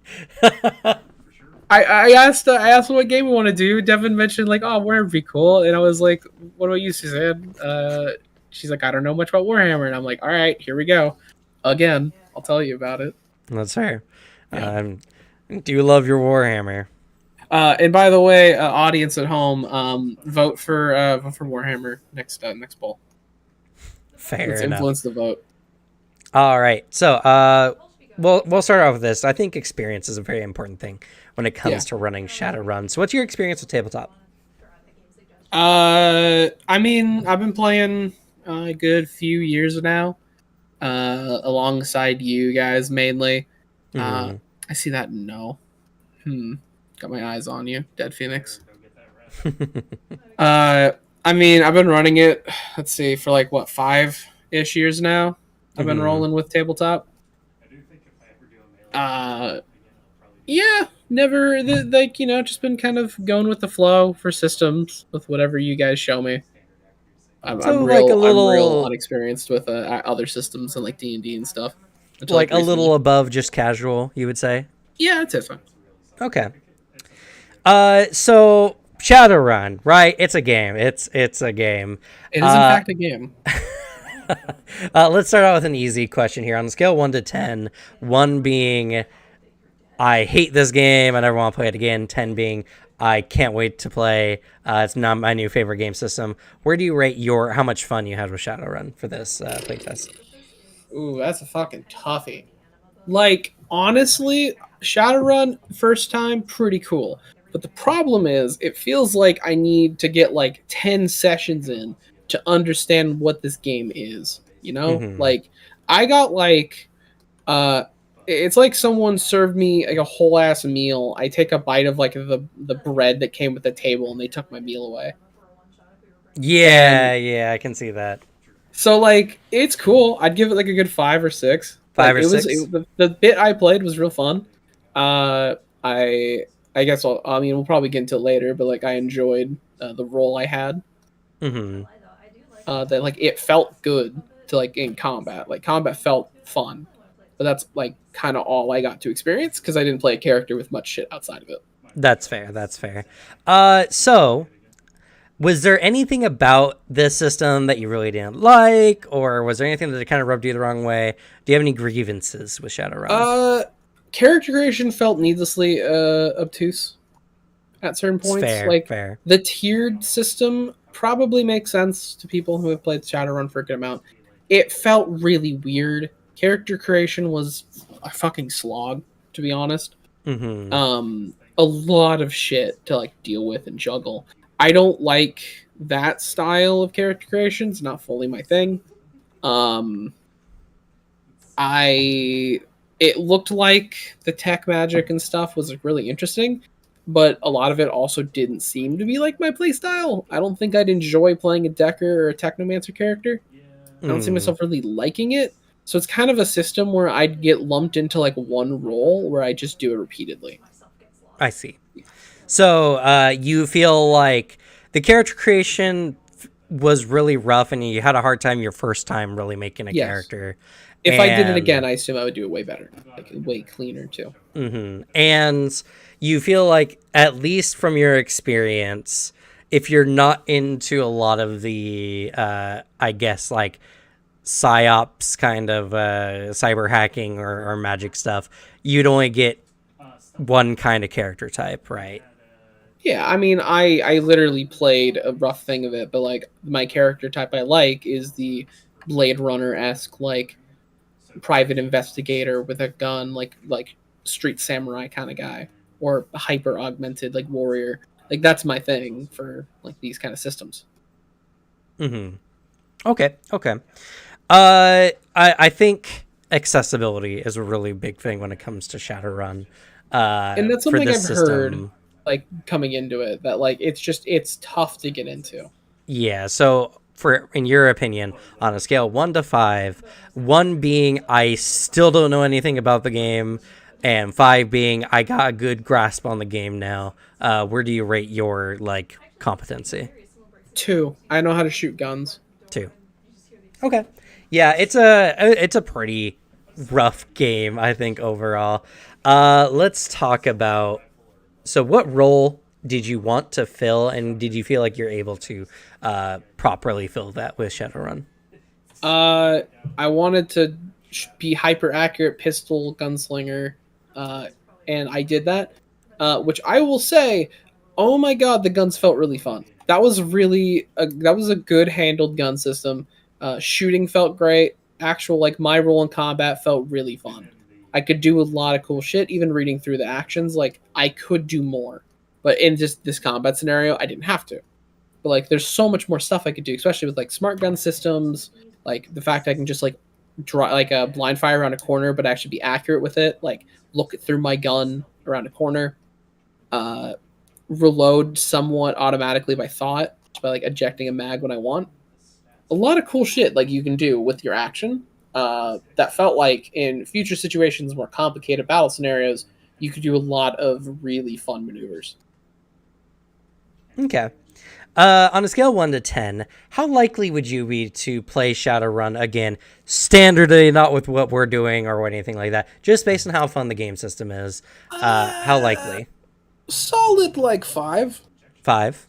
Yeah, like the rules aren't like jumping out at me as much as like Lancer was, or something that like Pathfinder does. But like, if I don't know, availability plus the right people in the table in a cool concept, yeah. But like the stars need to align for me to really be like, fuck yeah, Shadowrun. I guess big thing is like I didn't feel like I wasted my time.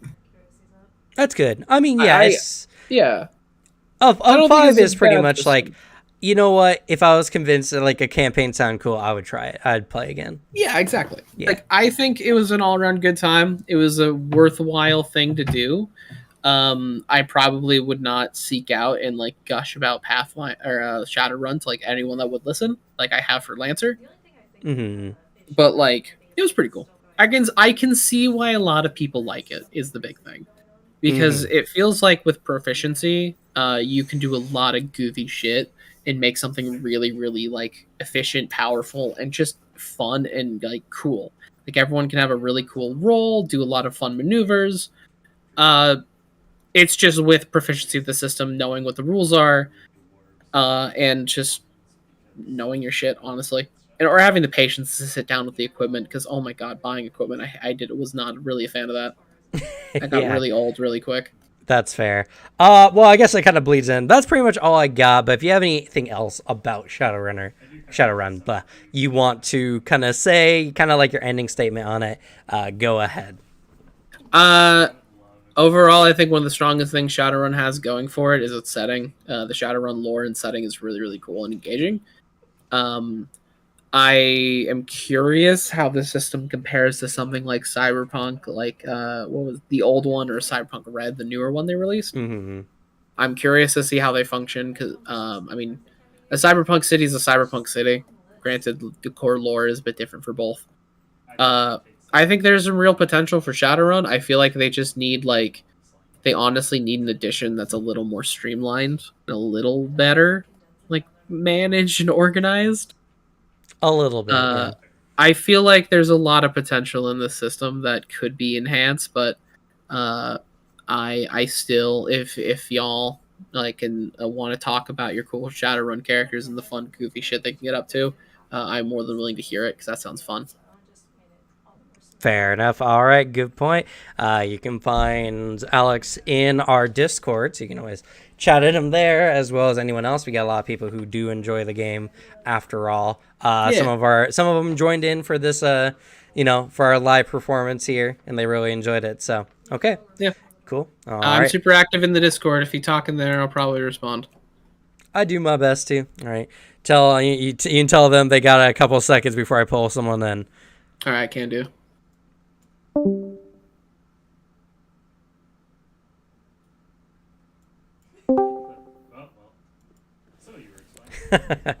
Hello. Hello? All right. So, some few questions for you. First, I think it's really important to establish our like proficiency in tabletop. So, how long have you been doing tabletop for? About 3-4 years now. 3-4 years.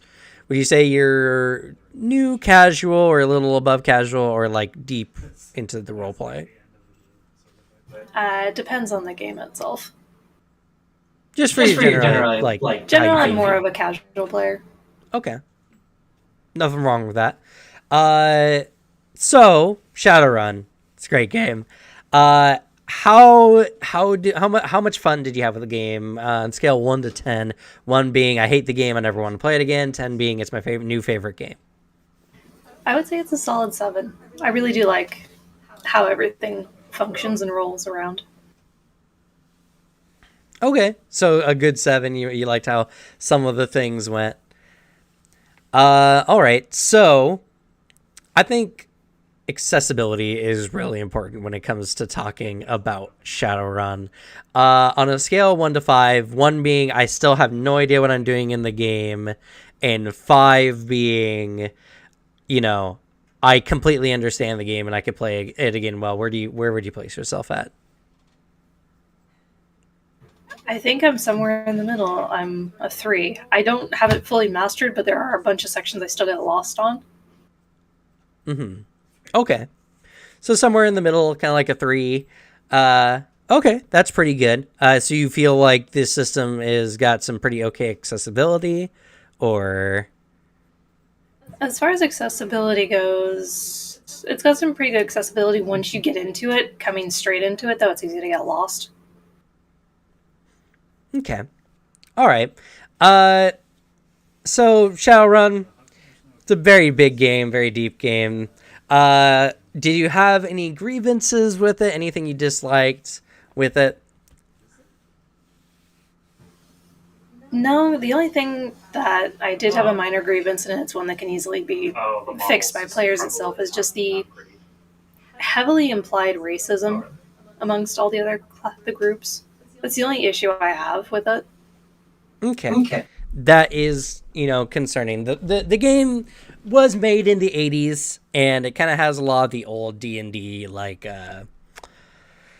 racism. I would say it kind of more bridges on, like, racial, like, competitions, I guess. Like, Lord of the Rings, Gimli, and Legolas are competing with each other. It can be a little rough for some people, but yeah, I can definitely see that being something to kind of dislike. So what role were you going for, and did you feel like you were able to accomplish that in this game? The role I was going for was for the group hacker, and I really think I did accomplish it, and the Technomancer is a really good, useful build for that. Yeah, and you know what? I want to go a little bit deeper into this because you got to do a lot of stuff this session. I think you got some of the most screen time for the stuff you were doing. How did that feel? As far as the stuff and the utility I was able to do, it felt really good. If you're talking about how much I was in view for the audience, I'm a little more camera shy on that aspect. Well, no, I'm not talking about like that. I'm just talking about like when we were playing the hacker, like really, how did it feel? Did you feel like what was the experience? It was rather enjoyable. It was nice getting to jump into the verse and just walk around, physically interact with the firewall to get through. Being able to analyze data and then create my own sprite. All of that was really fun to just mess around with. It gave me plenty of options as far as stuff outside of combat went. That's fair. Okay. Let's see here. Yes. What is how likely are you to play Shadowrun again on a scale of 1 to 10? 1 being I never want to play this game again, it's a bad game. 10 being I absolutely can't wait for another session. I think I'm at a solid 7 with this one. I really do like it, and I feel like I just need a bit more practice to get into it, but I am loving a lot of the stuff that I can do. Okay, cool. All right. Well, that's pretty much all I need from you. But what's give us a closing statement on your experience with Shadowrun. How anything else you want to kind of air out or get out about the system? Go ahead. I mean, it's definitely a lot of fun. It's great if you want to play more of a cyberpunk kind of fantasy theme, and I do enjoy that. I would definitely recommend it for anyone wanting to get into it, just with forewarning that this is super number heavy at the start, and it's only after you get into it that it finally starts to even out a bit. That's the only forewarning I could give anyone trying to get into this game. Okay. All right. Well, thank you so much. I guess we're going to pull in our last member here. Tell Devin he's got a few seconds before I grab him. Sorry, Devin, you're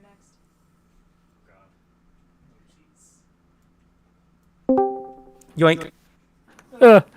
Why are the lights so bright?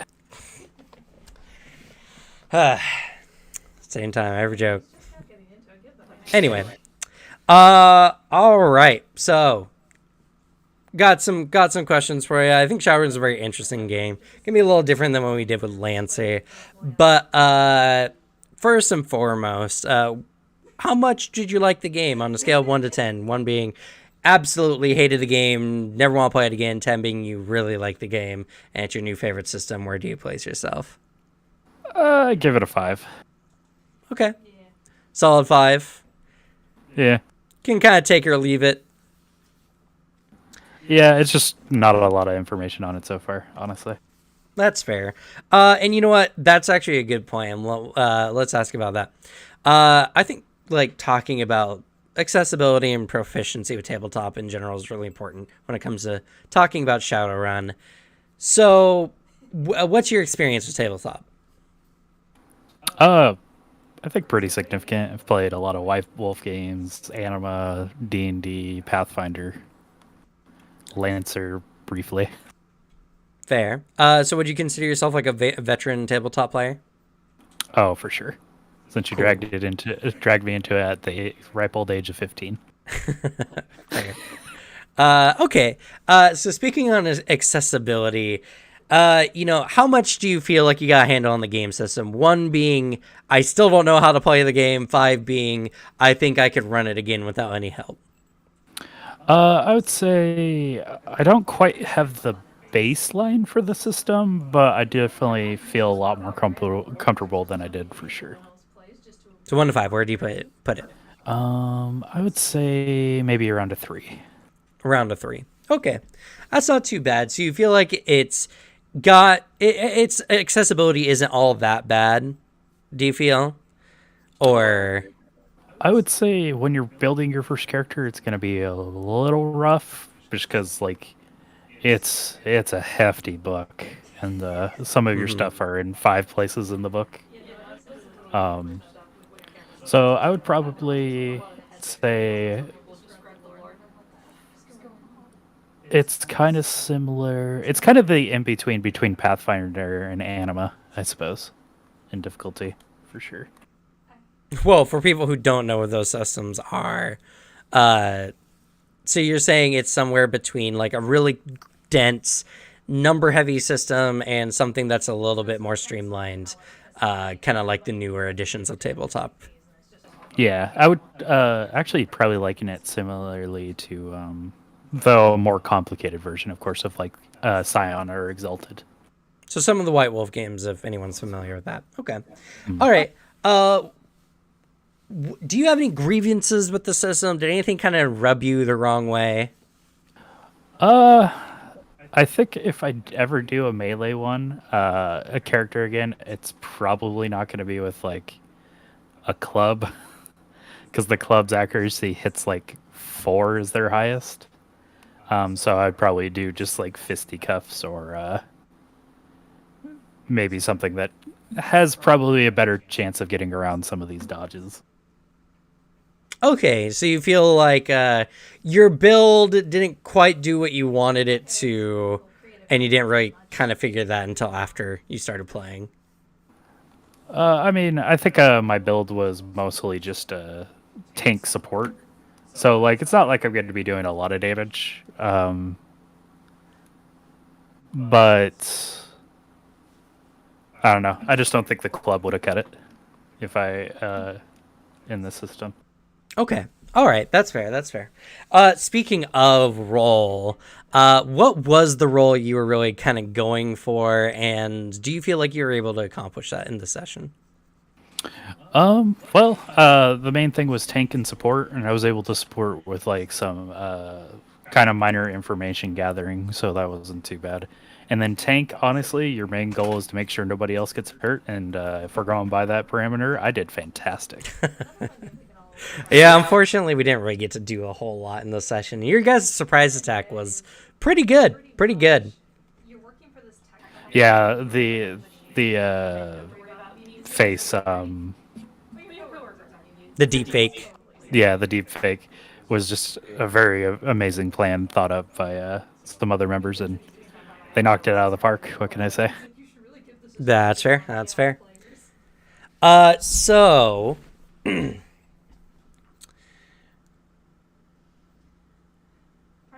how likely are you to play the game system again? On 1 being nah, not really, 10 being I really can't wait for another session.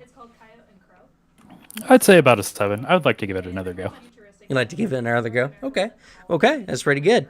Well, then, with that in mind, that's pretty much all I need from you. But if you wanted to, say anything else, give us your closing statement on Shadowrun. Your final thoughts on the system. Let's see. Character creation is going to be a little, if you're not used to making characters like extensively, it's going to be a little rough, but once you start to get a handle on it, it's pretty fun. The buying part of it is, if you have like oodles of money, could be very easy or very hard depending on what you're buying. And you might get a little burnt out at the end of a buying session, so I would not leave it for the day of, for sure. Yeah, very, very much. We had a little bit of that today, but it's all good. It's all good. All right, cool. Thank you. All right, well, I guess we'll just hop into the other room and then we'll close out here. Sure thing. Hello. Sorry, you can say something? Spots everywhere. But yeah, so thank you. So thank you all so much for my players who are still here. And also, I want to thank the audience, those who are watching now, and kind of post the fact. Obviously, it's a little rough, but the experience I wanted to bring to this was what you're getting together with your friends to play a system for the first time. What is that experience like? I think we really accomplished that. Honestly, I think things went smoother than expected. What do y'all think? Yeah, I agree. Yeah. And so y'all had a good time with how'd you like the narrative, getting together and all that kind of stuff? How was that pretty good for y'all? It was definitely a fun narrative to go off of. Yeah, I felt like it was fun. It's fun always playing a system where there's actually like somewhat modern tech, where you can be like, let's pull up this cancel like old YouTube channel, and make fun of them. Like little bits like that are always super fun. That's true.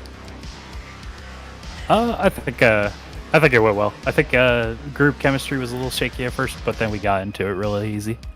I gotta actually say, I think y'all got into character pretty well. I've seen a lot of like one shots and a lot of like first sessions, and have like half as much personality as this group kind of came with. So I think y'all did pretty good, honestly. I liked a lot of your characters. Yeah. I wish I had like the time to like make a character that's not just like I shoot gun. But, it's fair. Yeah. I genuinely really like Shadowrun. I think the idea of Shadowrun is really cool. I think the rules are all over the place. They range from very simple to like this stat times 2 plus this divide by 3. And it's like, ugh. it's a little rough, and not only that, but every character that played today had their own set of rules that we had to look into and get, discover how to actually use them. But I don't know. I liked your guys' idea. The deep fake kind of getting in was a really good idea overall. That surprise attack was really bad for them. You could Very brutal. You can imagine guy opens the door and then just gets shot and beaten several times in the span of a few seconds. So like they couldn't see it coming. It was really good. But yeah, so for those who are watching, I'll be giving out a video. I think I'll have the video out on Thursday of my overall thoughts. We'll also include the interviews we did in this session there. So, you can check that out there, or you can always refer that content to anyone else who says they might want to get into Shadowrun. I think we are a really good example of a range of people with different experiences. And, this is our first time with the game system, obviously. So I think we represent a really good first dive into Shadowrun for a completely new group. Obviously, if you have a DM who really knows the game system, I'm sure a lot of it's a lot smoother. But, fighting Shadowrun groups is pretty hard nowadays, from what I've heard. So, they're out there, though. They're out there. Speaking of, you can always join our Discord down in the description down below, or linked on our Twitch, where we do have a chat dedicated to group finding. So if you want to join a game or looking to join a game, please join the Discord. We also talk all things tabletop. Our Warhammer conversations have been bouncing a lot lately, so we've been really getting into tabletop, war games a little bit. And our community is growing all the time. We get new people. We got a new person today even on the chat. So our channel has been growing pretty good recently. Very consistent. So join the family. It's going to be a lot of fun.